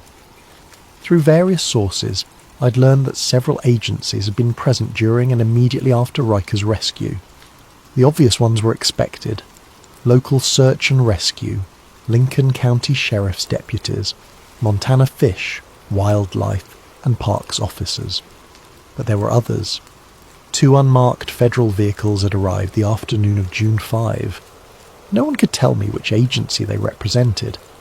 The men inside carried no visible identification, but had authority that local law enforcement immediately deferred to. One witness, a volunteer who'd been helping coordinate the search from a command post, told me the man in the green jacket had arrived with very specific questions that suggested prior knowledge. He knew there would be unusual elements before anyone told him, the witness said. He arrived asking about them, not whether they existed, but what they were specifically, like he'd been briefed in advance. The questions this man asked were telling. Did the boy speak to it? Did he seem older when you found him? Did he look like himself? Were there any physical changes you noticed? That last question bothered me most. Physical changes, as if such things were expected, anticipated even. Through a contact in the medical community who insisted on absolute anonymity, I learned something that chilled me to the bone. Riker's medical evaluation at the hospital showed anomalies. His cortisol levels were elevated far beyond what trauma alone would explain, suggesting exposure to extreme prolonged stress. But more significantly, the blood work showed cellular activity that the attending physician flagged as unusual. Unusual how? I'd asked. Like accelerated cellular turnover. Like his body had aged more than 2 days at a cellular level. The doctor wanted to run additional tests, but before she could, someone from administration came down and seized all the samples and paperwork. They said there had been a filing error and the tests needed to be redone at a different facility. Were they redone? Not as far as I know. The whole incident was classified as a clerical mistake and expunged from the record. But the doctor who initially examined him? She left the hospital 3 months later, moved out of state. When I asked her about it at her going-away party, she just said some questions weren't worth the answers. There was another detail that kept nagging at me, something so seemingly impossible I almost discarded it entirely. But journalism is about following the evidence, even when it leads somewhere uncomfortable. When search teams initially interviewed Riker about how he survived, his answers were inconsistent with the official narrative. According to multiple sources who were present but refused to go on record, Riker repeatedly mentioned the quiet boy. He said the quiet boy kept him warm. The quiet boy told him not to be scared. The quiet boy brought him to the shed where people could find him. The quiet boy said it was okay to go home now. Search teams scoured the area for any sign of another child. They found nothing. No footprints that matched a second child. No evidence anyone else had been in the shed. No missing persons reports for children in the region. The quiet boy didn't exist, except Riker insisted he did, and the details he provided were too consistent, too specific to be simple imagination. He described the quiet boy as tall like Daddy, and cold to touch, and didn't talk with his mouth. When pressed on what that last part meant, Riker apparently said the quiet boy talked in the quiet place, touching his own head. Telepathy. The child was describing telepathy. This detail was quickly dismissed as imagination by officials, but it was logged. Someone wrote it down. Someone thought it was significant enough to document before the sanitization of the official record. Ast 6. Return to Pine Ridge Road. A year after Riker disappeared, I returned to Pine Ridge Road with camera equipment and a thermal imaging device borrowed from a friend in wildlife research. I wanted to see the site for myself, to walk the ground where something impossible had occurred. The shed was still there, more weathered now, door hanging loosely on rusted hinges. I approached carefully, documenting everything with my camera. The interior was exactly as Benjamin had described. Empty, dilapidated, gaps in the walls large enough to see through. No insulation, no supplies. Nothing that would help a small child survive 2 nights of cold and rain.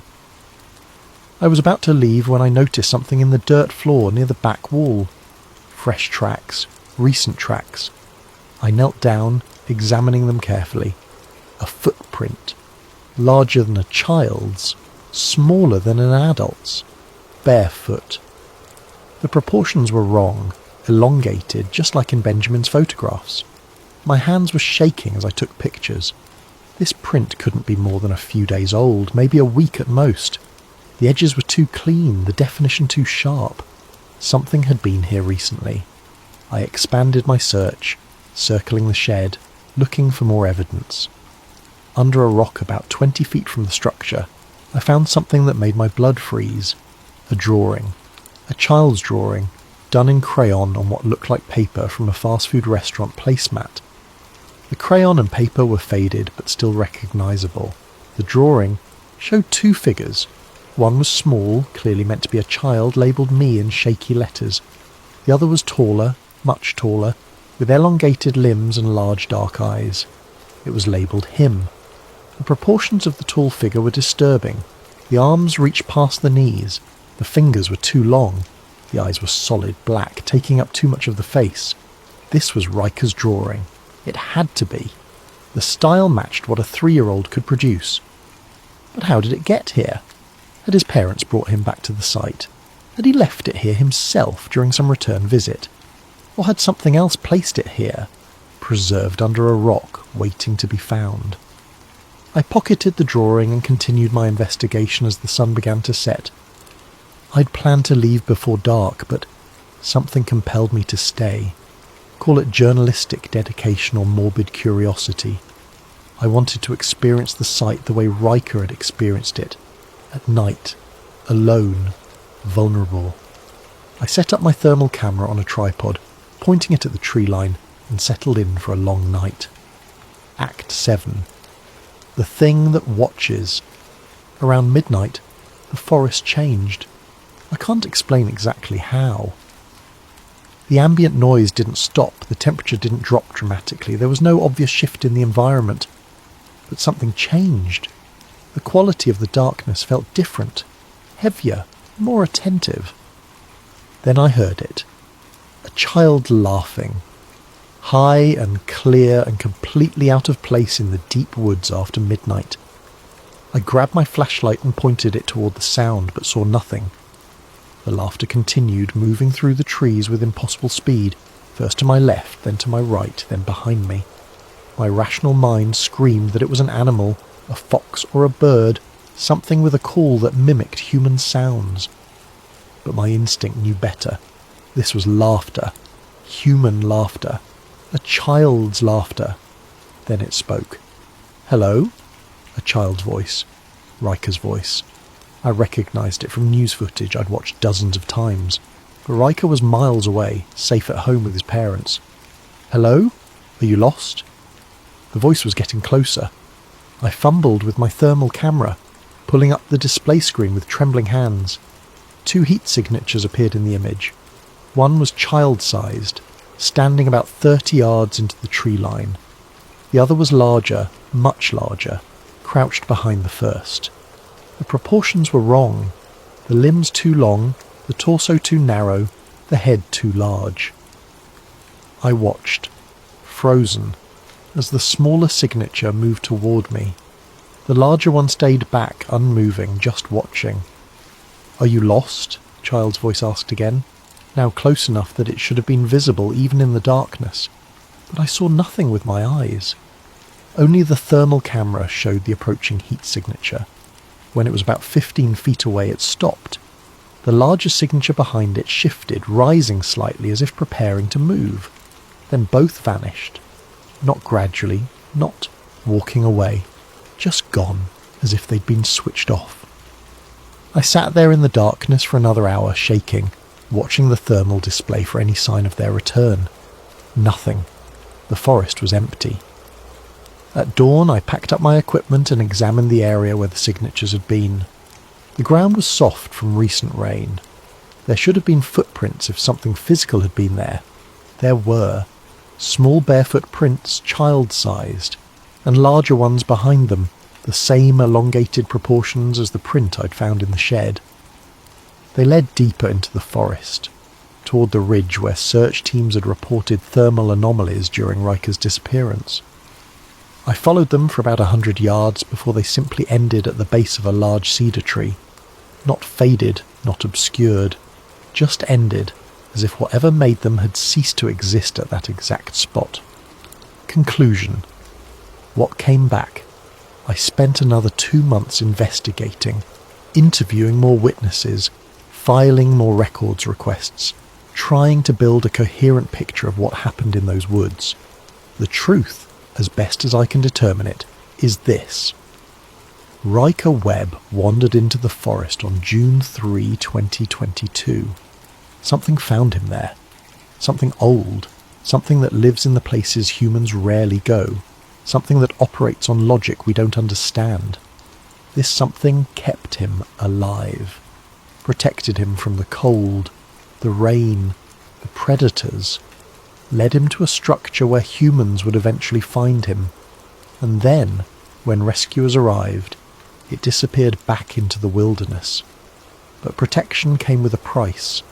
Riker returned physically unharmed but fundamentally changed. His eyes looked older because he'd seen something humans aren't meant to see. His behaviour changed because he'd experienced something children shouldn't experience. His memory gaps exist because some knowledge is too dangerous to retain consciously. The government knew about this. Maybe not specifically, maybe not in advance, but they had protocols in place. They arrived quickly, they seized evidence, they suppressed unusual details, they intimidated witnesses into silence. Which suggests this has happened before. The pattern of missing children in that area going back decades, the tribal legends about the mimics and the lost ones, the federal response that was too coordinated to be improvised. Something lives in those woods near Troy, Montana. Something that occasionally takes an interest in lost children. Sometimes it returns them, but they always come back different. The official story says Riker Webb survived alone through luck and the resilience of children. The official story is a lie.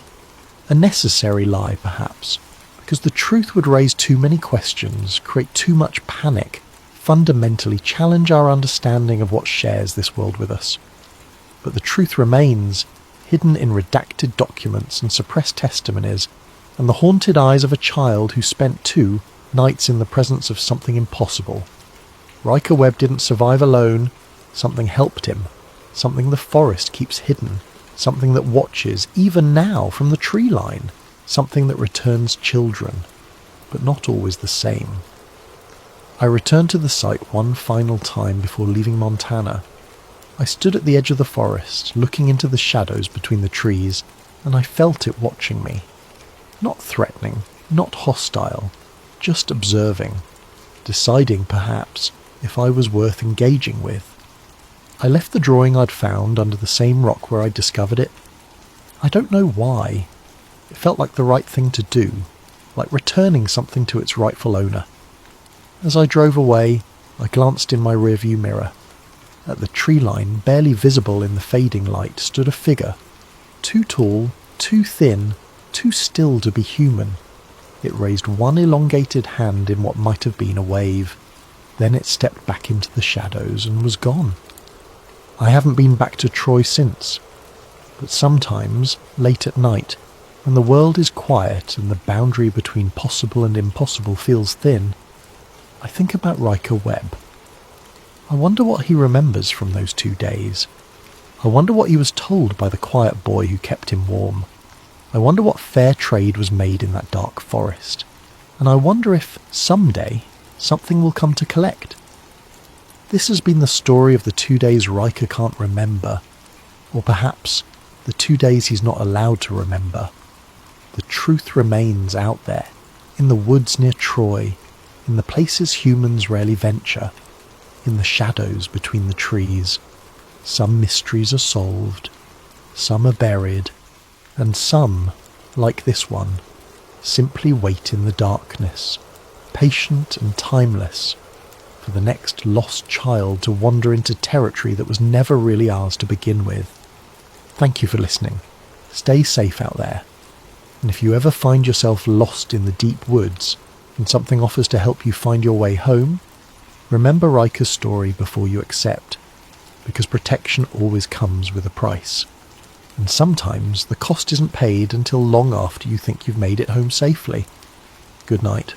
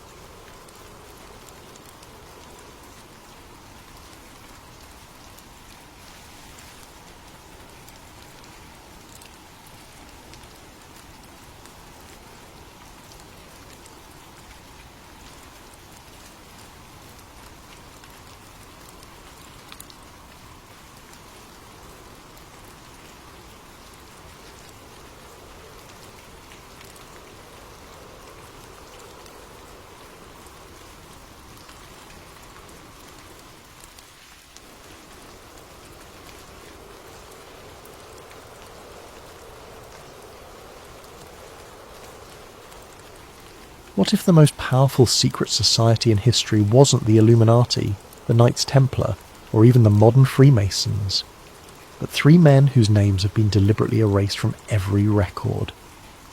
Tonight, we dive deep into the digital shadows to uncover a conspiracy so intricate, so carefully hidden, that discovering it might be the last thing you ever do. Before we begin, what conspiracy would you like us to investigate next? Ancient bloodlines controlling world governments, the real purpose behind social media algorithms, or perhaps something even darker lurking in the depths of the internet? Let us know in the comments, and don't forget to subscribe to Sleep Theories for more late-night investigations that will keep you awake long after the credits roll. The blue glow of Dorian Cade's monitors cast long shadows across his cluttered apartment at 3:47 a.m. Empty energy drink cans formed a metallic skyline around his workstation, where 4 screens displayed cascading lines of encrypted data. This was his domain, the digital underworld where secrets lived and died in streams of code. Dorian had always been drawn to the spaces between spaces, the forgotten corners of the internet where truth hid behind layers of encryption. By day, he was just another cybersecurity analyst for Titan Defense Systems, debugging firewalls and hunting malware. But by night, he was something else entirely, a digital archaeologist, excavating buried information from the deepest recesses of the web. Tonight's target was a seemingly innocuous file archive he'd discovered on a defunct server that once belonged to the Grand Lodge of Pennsylvania.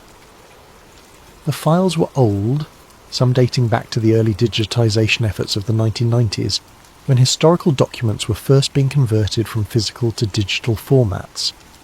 Most of it was mundane: meeting minutes, membership rolls, financial records, the kind of material that would put most people to sleep. But Dorian wasn't most people. As his decryption algorithms worked through the data, something unusual caught his attention.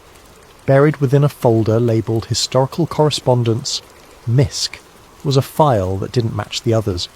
The metadata was wrong, the encryption was different, and when he finally cracked it open, what he found made his pulse quicken.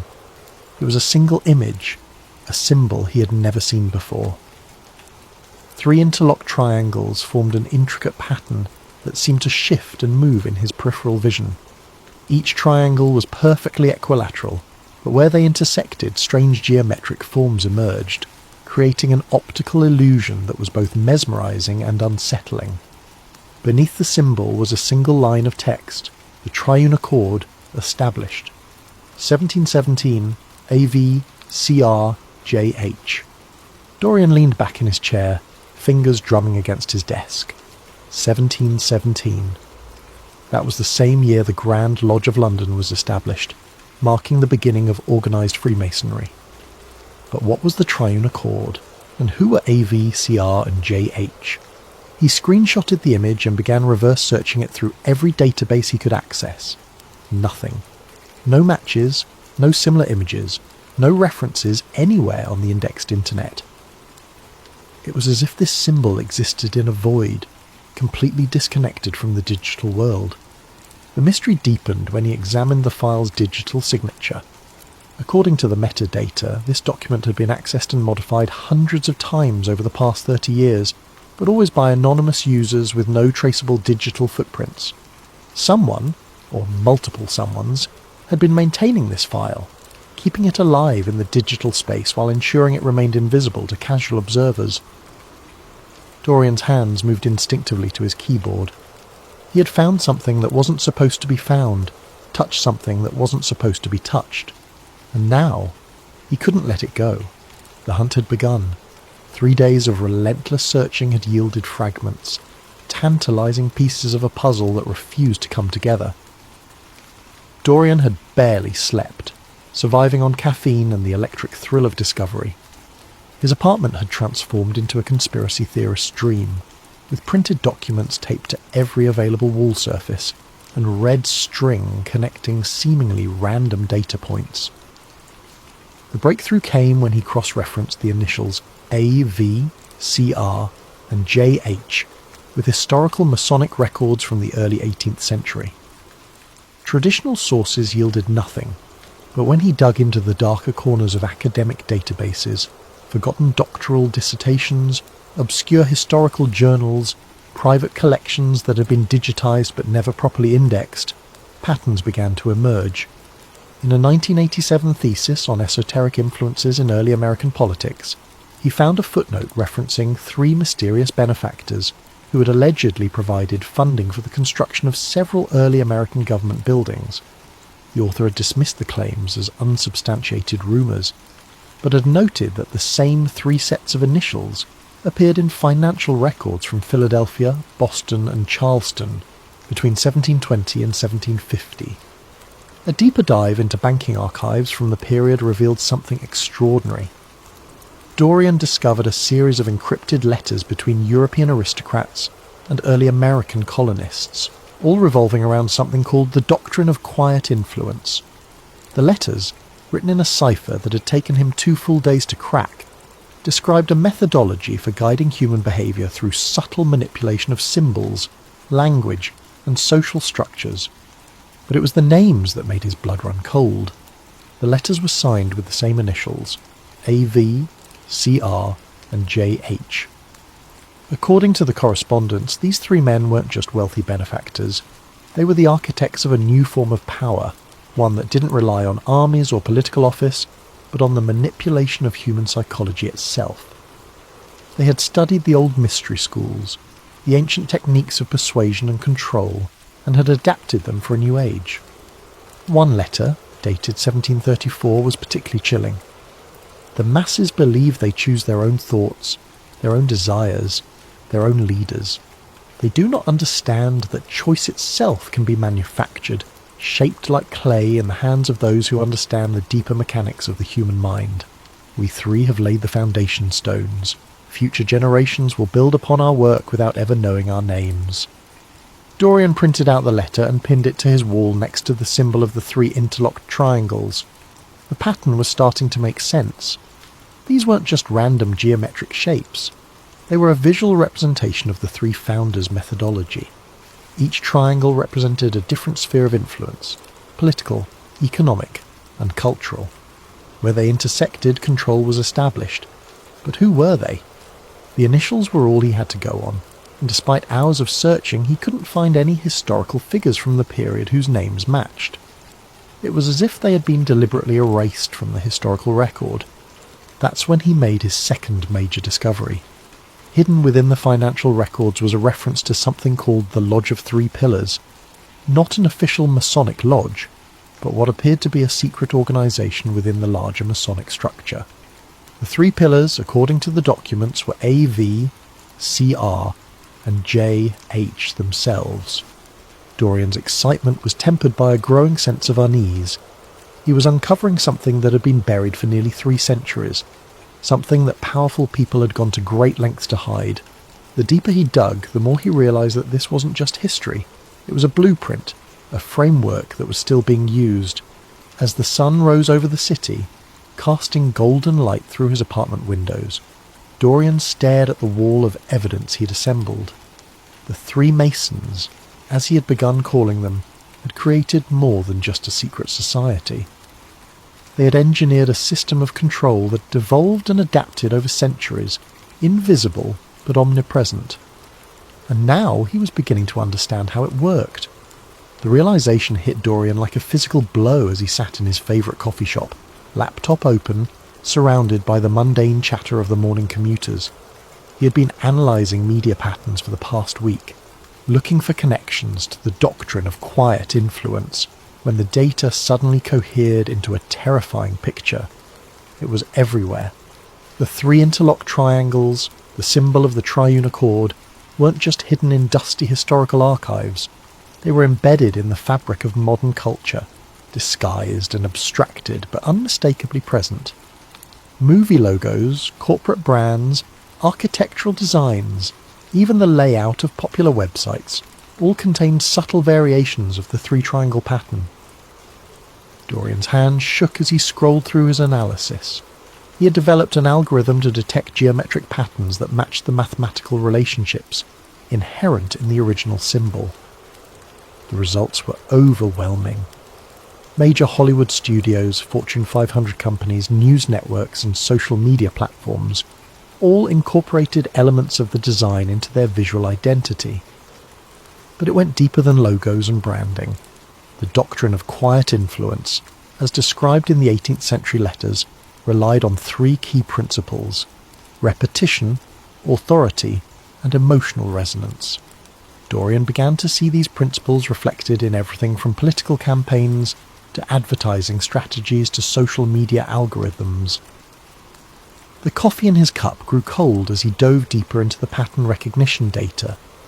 Primetime television shows contained dialogue structures that followed specific linguistic patterns outlined in the historical documents. Popular songs used chord progressions and lyrical frameworks that aligned with the emotional manipulation techniques described in the letters. Even children's programming seemed to incorporate subliminal messaging systems derived from the Three Masons' psychological frameworks. The most disturbing discovery came when he analysed news broadcasts from the past decade. Major networks, regardless of their political orientation, used nearly identical linguistic structures when reporting on controversial topics. The language was designed to create emotional responses that bypassed rational analysis, exactly as the doctrine had prescribed. Dorian closed his laptop and walked home in a daze. His apartment felt different now, contaminated by the knowledge he carried. Every advertisement on the subway, every billboard along the street, every notification on his phone, they all looked different through the lens of what he now understood. That evening he began compiling a comprehensive digital archive of his findings. If what he suspected was true, if the Three Masons' influence had not only survived but thrived in the modern era, then someone needed to document it. He created encrypted backups of everything: the historical documents, his analysis algorithms, the pattern recognition data, his own notes and theories. As he worked, a new question haunted him. If the Three Masons had successfully embedded their control systems into modern society, who was running those systems now? The original architects had died centuries ago, but their work lived on. Someone was maintaining it, updating it, ensuring its continued effectiveness. Dorian pulled up recent financial records from some of the corporations that featured the strongest pattern matches. Shell companies, offshore accounts, anonymous investors. The ownership structures were labyrinthine, designed to obscure rather than reveal. But patterns emerged here too. The same investment firms appeared again and again, the same legal structures, the same carefully anonymized board members. It was a network, vast and interconnected, spanning industries and continents, and at its heart Dorian was beginning to suspect were the modern inheritors of the Three Masons' legacy. He named his archive the Veil Project and began preparing it for release. The world had a right to know about the invisible architecture of influence that shaped their daily lives, but as he prepared to upload his findings to multiple whistleblower platforms, his computer screen flickered. For just a moment, the three interlocked triangles appeared in the corner of his monitor. There and gone so quickly he almost convinced himself he had imagined it. Almost. The message appeared in Dorian's private encrypted chat channel at 2:33 a.m, exactly 72 hours after he had discovered the pattern recognition data. The sender was listed as anonymous, but the message itself was anything but anonymous. It was clearly directed at him, containing details that only someone who had been watching his research could know. The three still watch. Stop now, Dorian. Dorian stared at the screen, his heart pounding. He had been so careful, using multiple layers of encryption, routing his traffic through a dozen different proxy servers, maintaining operational security that should have made him invisible to all but the most sophisticated surveillance operations. But they had found him. He ran a full system scan, checking for malware, backdoors, any sign of compromise. His security software came back clean, but Dorian knew that meant nothing. If someone had the resources to track his research, despite his precautions, they would also have the resources to hide their presence on his system. The paranoia began slowly, like a low-grade fever. Every notification on his phone made him jump. Every knock on his apartment door sent adrenaline coursing through his veins. He started noticing things that might have been coincidences. The same car parked outside his building for 3 days, a man in a coffee shop who looked away too quickly when Dorian glanced in his direction. The second message arrived 48 hours later, this time containing a photograph. It showed Dorian sitting at his computer, taken from inside his own apartment. The timestamp indicated it had been captured the previous night while he worked on the Veil project. Someone had been inside his home. Dorian immediately conducted a physical sweep of his apartment. He found the device hidden inside the frame of his bedroom mirror. A microcamera so small he almost missed it, connected to a transmitter that was broadcasting his every move to an unknown receiver. But the camera was just the beginning. A more thorough search revealed audio pickups in his kitchen and living room, keystroke loggers attached to his computer equipment, and something that looked like a network tap spliced into his Ethernet cable. His entire life was being monitored. The rational part of his mind told him to stop, to destroy his research and return to his normal life. But Dorian had never been particularly rational.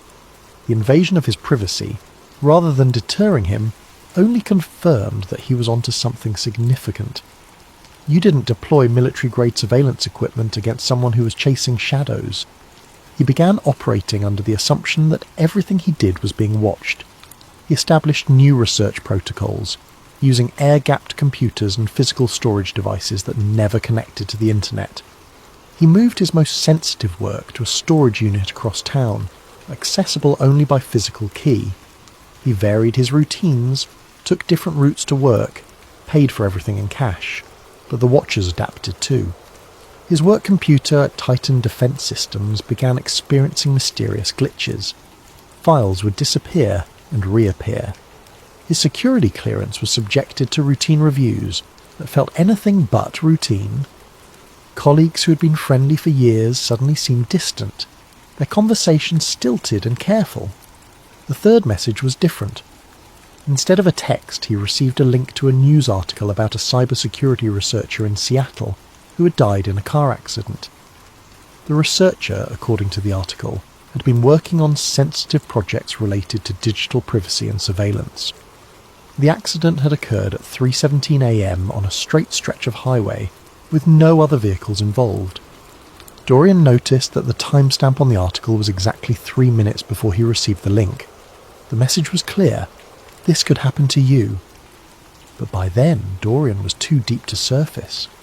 The Veil project had expanded beyond his original scope, becoming an obsession that consumed his waking hours and invaded his dreams. He had uncovered something that went beyond historical curiosity or academic research. The Three Masons weren't just a fascinating historical footnote, they were the architects of a system that was still actively shaping human society. And someone was willing to kill to keep that secret hidden. That night, Dorian made a decision that would change everything. If they wanted to silence him, they would have to find him first. He began preparations for what he called Project Deep Dive, a final comprehensive investigation that would either expose the truth about the Three Masons or confirm his own paranoid delusions. Either way, he would have his answer.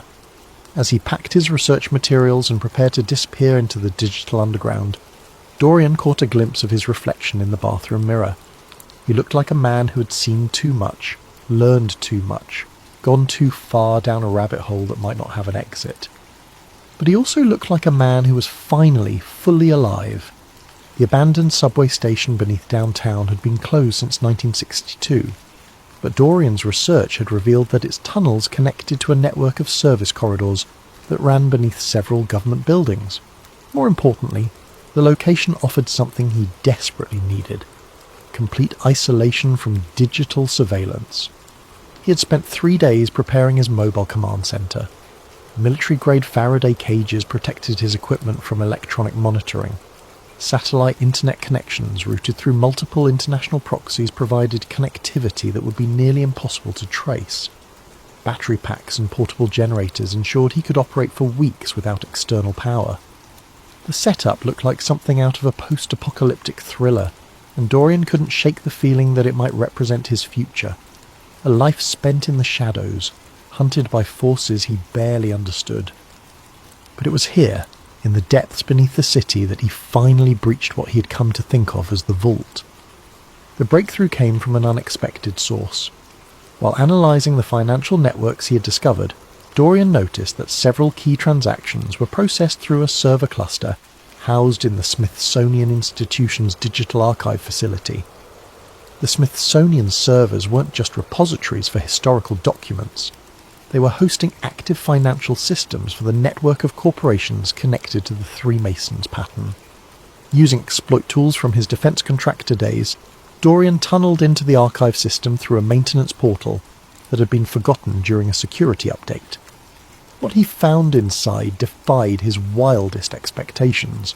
The vault wasn't a single database, it was an entire hidden internet, a shadow network that existed parallel to the visible web.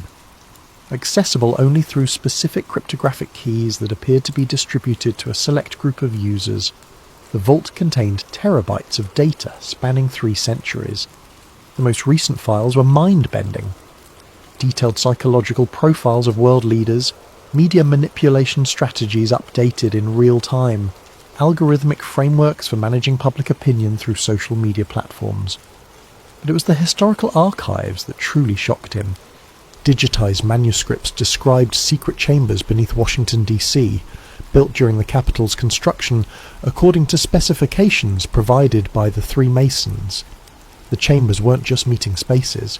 They were designed as psychological amplification devices, using acoustic engineering and symbolic geometry to enhance the persuasive power of those who spoke within them.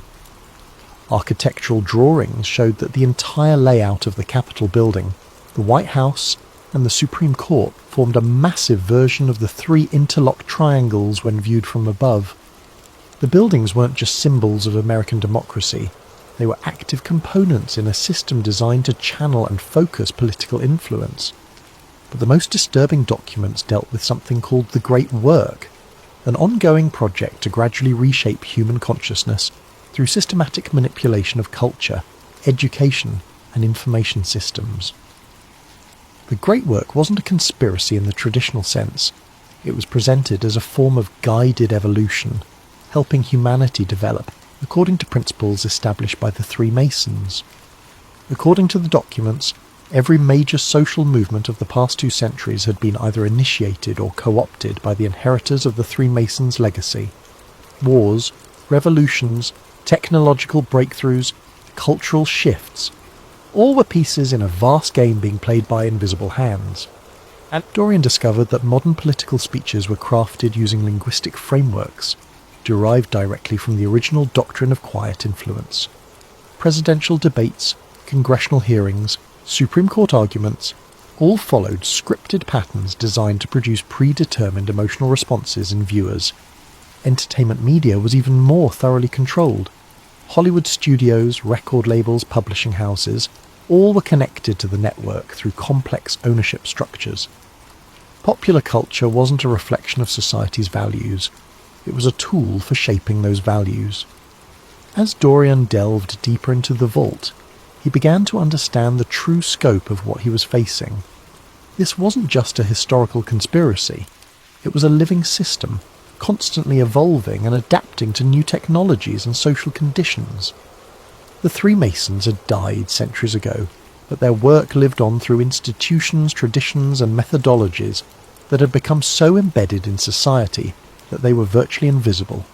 The most chilling realization came when he discovered his own file in the vault's database. They had been monitoring him for months, tracking his research, analysing his psychological profile, preparing countermeasures. His investigation hadn't been a secret quest for truth. It had been a carefully observed experiment. But why let him discover so much? Why allow him to penetrate their most sensitive archives? The answer came in a document titled Protocol 7, Asset Integration. Dorian's blood ran cold as he read the clinical assessment of his psychological profile, his motivations, his likely responses to various stimuli. He wasn't just a threat to be eliminated. He was a potential asset to be recruited. The file indicated that his research skills and psychological profile made him an ideal candidate for voluntary integration into their network. His investigation of the Three Masons hadn't been a violation of their security. It had been an audition. As this understanding washed over him, Dorian noticed something that made his hands shake. The documents he was accessing contained metadata signatures, hidden markers that traced every query back to his specific location and identity. By exploring the vault, he wasn't just learning their secrets, he was leaving digital fingerprints that proved he had been there. The final piece of the puzzle revealed itself at 4:47 a.m. on what Dorian would later realise was his last night of freedom. He had been analysing the most recent uploads to the vault, real-time data feeds that showed the Three Masons influence network in active operation. What he discovered was breathtaking in its scope and terrifying in its implications. The network wasn't just influencing culture and politics, it was actively shaping reality itself through coordinated manipulation of information systems. Social media algorithms were tweaked to promote specific narratives. Search engine results were subtly adjusted to guide public research toward predetermined conclusions. News recommendation systems were programmed to create echo chambers that reinforced desired belief patterns. But the most sophisticated element was something they called consensus engineering. By carefully managing the flow of information across multiple platforms simultaneously, the network could create the illusion that certain ideas were organically emerging from grassroots movements, when in fact they were being systematically planted and cultivated. Dorian watched in real time as a coordinated information campaign was launched across dozens of platforms. A political controversy that would dominate news cycles for weeks was being artificially created through carefully timed leaks, strategic social media posts, and coordinated commentary from influencers who probably didn't even realise they were part of the operation. The level of coordination was staggering. Television networks, newspapers, social media platforms, and even individual bloggers were all receiving talking points through channels that appeared unconnected but were actually part of a single centralised command structure. He began documenting everything, screenshotting real-time operations, copying database entries, building an irrefutable record of the network in action. This was the smoking gun he had been looking for, proof that modern society was being manipulated by invisible forces operating on a scale that dwarfed anything in history. But as he prepared to copy the most damaging files to his secure storage devices, Dorian noticed something that made his blood freeze. The documents he was accessing contained more than just information. They contained active code that was executing on his system every time he opened a file. He ran an immediate diagnostic and discovered the horrifying truth. Every document in the vault was embedded with sophisticated tracking malware. Not only did the system know exactly what he had accessed, it had been installing backdoors and surveillance tools on his equipment from the moment he had first breached their security. His air-gapped computers weren't air-gapped anymore. His encrypted storage devices were compromised. His Faraday cages were useless against software that was already inside his systems. But the worst revelation was yet to come. As he traced the malware's network connections, Dorian realised that his entire investigation had been orchestrated from the beginning. The original files he had discovered in the Masonic Lodge archive. They had been placed there deliberately, designed to attract someone with his specific skill set and psychological profile. The research trails he had followed, the connections he had discovered, the patterns he had uncovered, all of it had been a carefully constructed puzzle, leading him step by step to this moment. He hadn't been investigating the Three Masons, he had been recruited by them. The recruitment wasn't complete yet. According to the protocols he found in his own file, the final step required a conscious choice. He could accept integration into their network, becoming a willing participant in the great work, or he could face the consequences of possessing knowledge that wasn't meant for outsiders. As if summoned by his thoughts, a new message appeared on his screen. Dorian, you have seen behind the veil. There are only two paths forward. Choose wisely. Below the message were two links. The first was labelled integration. The second was labelled termination. Dorian stared at the screen, his mind racing through the implications of everything he had discovered. The Three Masons weren't the villains in this story, at least not from their perspective. They saw themselves as shepherds of human civilization, guiding society toward what they believed was a better future. The manipulation, the control, the systematic shaping of human consciousness, all of it was presented as necessary stewardship of a species too chaotic and self-destructive to govern itself effectively. But Dorian couldn't shake the image of humanity as a vast puppet show, with invisible hands pulling strings that the puppets couldn't even see. Was guided evolution really better than free will? Was managed consciousness preferable to authentic chaos? The choice before him wasn't just about his own survival. It was about what kind of world he wanted to live in, and what kind of person he wanted to be within that world. As he reached for his mouse to make his selection, Dorian heard something that made his blood run cold. Sirens in the distance, growing closer. Time was up. The sound of footsteps in the tunnel above was unmistakable. Heavy boots, moving with military precision, getting closer with each passing second. Dorian's hands flew across his keyboard as he initiated emergency protocols, wiping drives, destroying evidence, preparing for what he now realized was inevitable. The sirens had been a psychological prompt designed to create urgency and force a hasty decision. The real trap was much more elegant than simple law enforcement intervention. As Dorian frantically tried to secure his data, he discovered that his internet connection had been severed, not blocked, completely terminated at the infrastructure level. His backup satellite connections were jammed. His cellular networks showed full signal strength but couldn't establish data connections. Even his emergency radio beacon was transmitting into empty air, its signals absorbed by sophisticated countermeasures he couldn't detect, but could feel pressing in around him like invisible walls. The isolation was complete and professional. Whoever was coming for him had surrounded him not just physically, but digitally, cutting off every possible avenue of communication or escape. But Dorian had one final card to play. Before establishing his underground command centre, he had prepared a dead man's switch, an automated system that would release his entire archive if he failed to check in within a specific time window. The system was housed on a server cluster in Eastern Europe, completely disconnected from his current location and impossible to trace back to him through conventional means. At least that's what he had believed. As he tried to access the dead man's switch, Dorian discovered that it too had been compromised. The activation codes had been changed, the server locations had been altered, and his backup authentication systems had been systematically disabled. Somehow they had anticipated and countered even his most paranoid contingency plans. The footsteps stopped directly above his hiding place. In the silence that followed, Dorian finally understood the true nature of the trap. He hadn't just been recruited, he had been studied, analysed, and predicted with mechanical precision.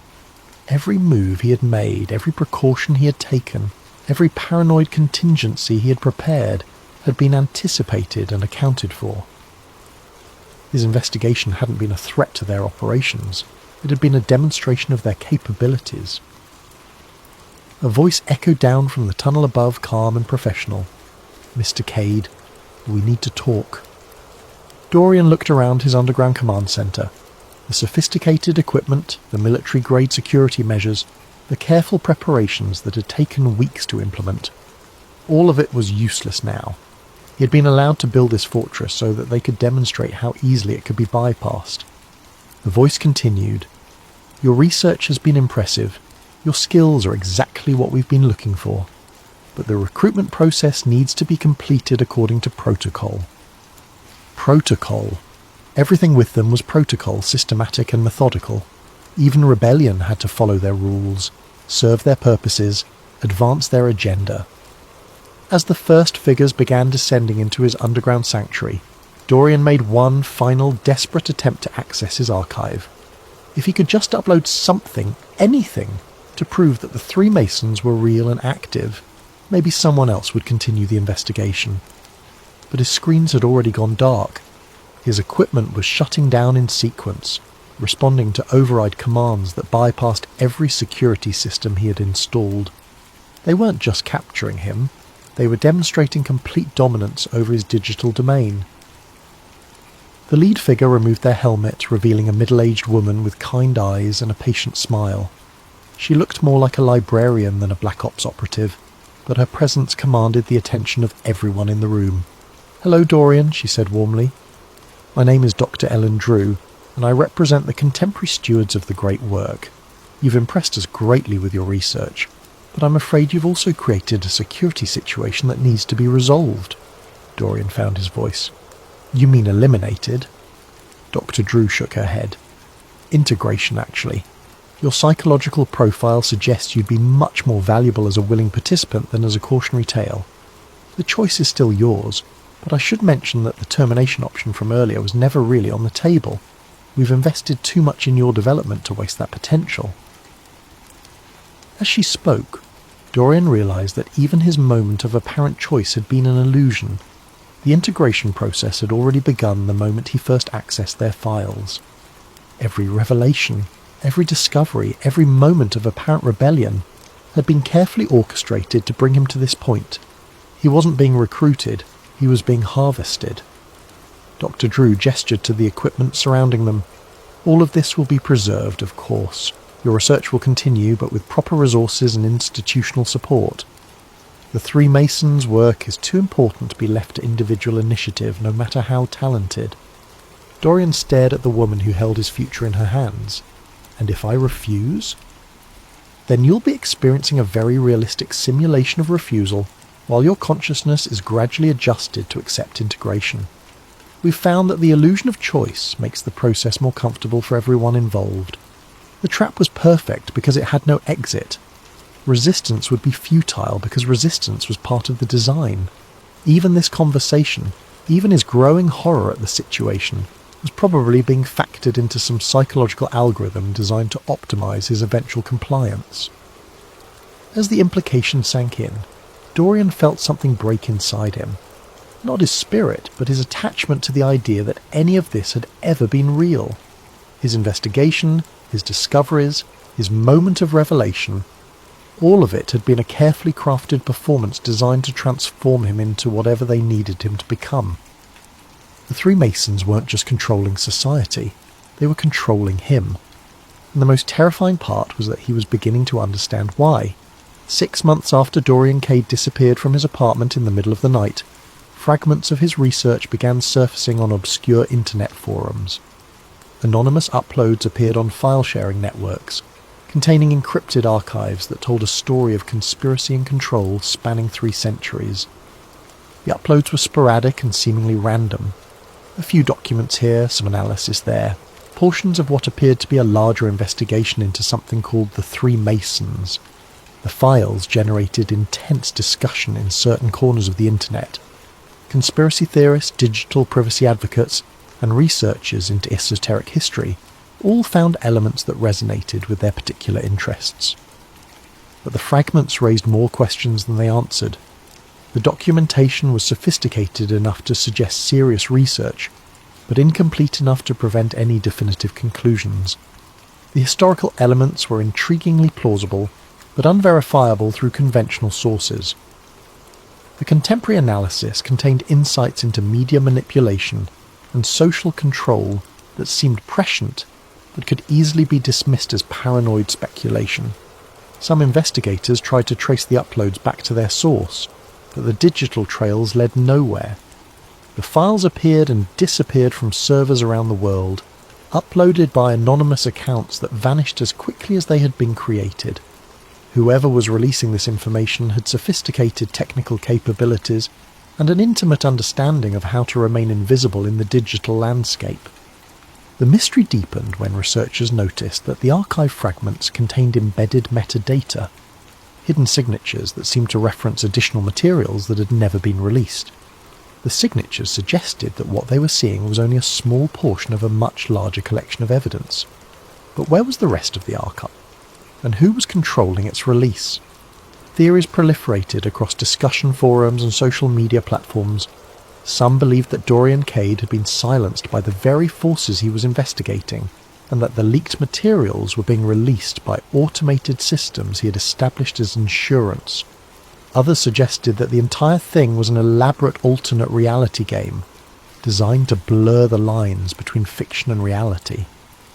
A few researchers claimed to have identified patterns in the release schedule, that aligned with significant political events or cultural developments. The fragments seemed to appear at moments when they would have maximum relevance to current affairs, as if someone was curating their release to maximise impact. But perhaps the most unsettling theory was that the leaks were intentional, not the work of a whistleblower or an automated system, but a deliberate information campaign designed to achieve some larger purpose. If the three Masons really existed, and if they really controlled information systems as thoroughly as the document suggested, then wouldn't they also control the narrative of their own exposure? Late-night researchers who delved too deeply into the Cade archive reported strange experiences, computer glitches that seemed too targeted to be random, internet searches that returned results that disappeared when accessed again, social media algorithms that seemed to actively suppress discussion of certain topics. Some claimed to have received anonymous messages warning them away from the investigation. Others reported that their research was being monitored by unknown parties. A few simply stopped posting one day, their accounts going silent without explanation. The pattern was subtle but consistent. Those who got closest to understanding the true scope of Dorian's discoveries seemed to encounter obstacles that discouraged further research. Nothing dramatic, nothing that couldn't be explained by coincidence or technical malfunction. But the cumulative effect was to ensure that the investigation never reached critical mass. And so the mystery of Dorian Cade and the three Masons remained unsolved, existing in the liminal space between truth and fiction, between revelation and misdirection. The fragments continued to circulate, generating discussion and debate, but never quite coalescing into anything that could definitively prove or disprove the central claims. The most dedicated researchers began to notice something peculiar about their own investigations.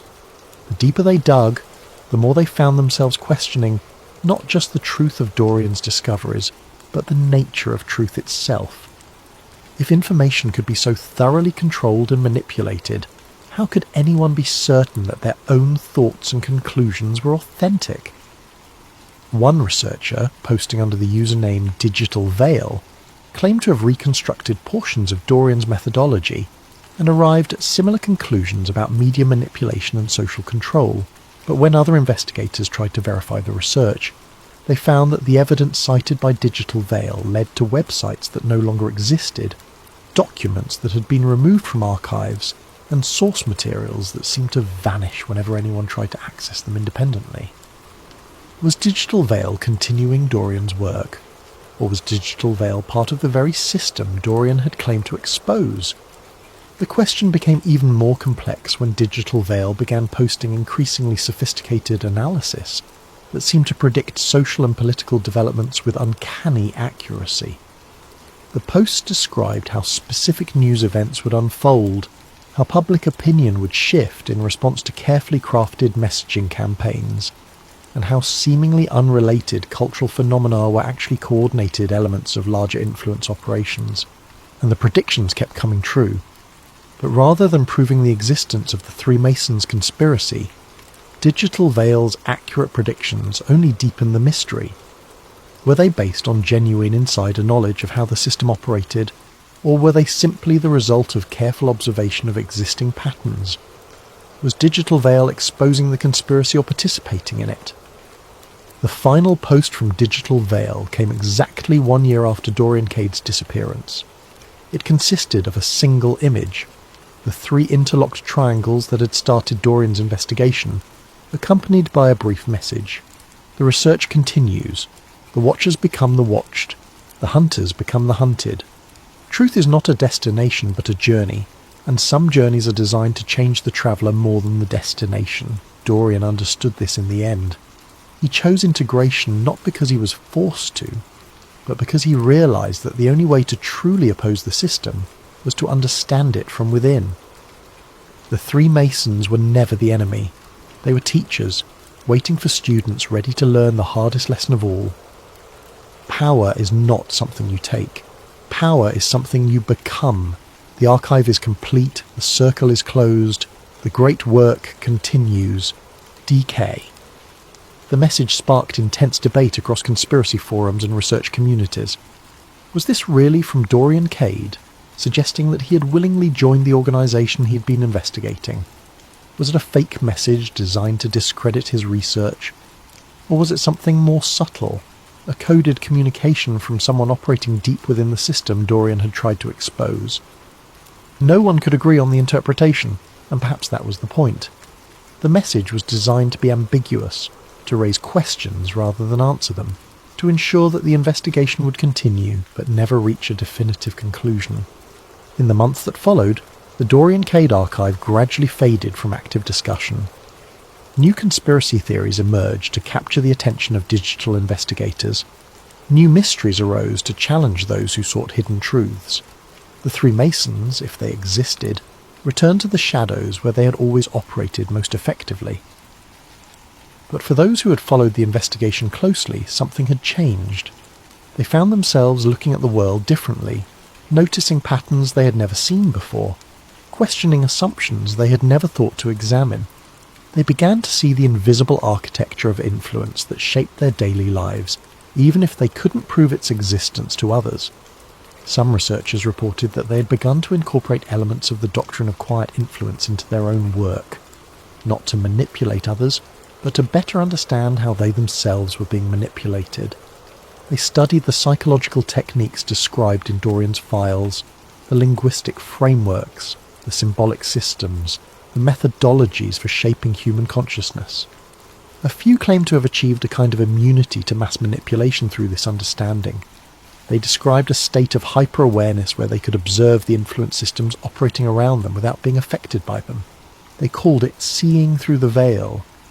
But others wondered if this supposed immunity was itself an illusion, if the system was sophisticated enough to make people believe they had escaped its influence, while actually drawing them deeper into its web. After all, what better way to control someone than to convince them they couldn't be controlled? The question that haunted all serious researchers into the Dorian Cade mystery was whether the investigation had revealed the truth about hidden systems of control, or whether it had been a demonstration of those systems in action. Had they uncovered a conspiracy, or had they been recruited into one? Perhaps the most unsettling possibility was that there was no meaningful difference between the two options. The final entry in what researchers believed to be Dorian's original archive was a single text file, uploaded anonymously to a dozen different platforms simultaneously. It contained no metadata, no digital signatures, no clues about its origin. The message was brief but haunting. If you are reading this, you have already been chosen. The investigation never ends. It only changes investigators. Welcome to the great work. Your orientation will begin shortly. Below the message was a simple instruction. Look around you. Really look. The signs are everywhere, once you know how to see them. And indeed, those who followed the instruction began to notice things. Symbols in corporate logos that matched patterns from the historical documents, linguistic structures in news broadcasts that aligned with psychological manipulation frameworks, social media algorithms that seemed to nudge users towards specific conclusions without their awareness.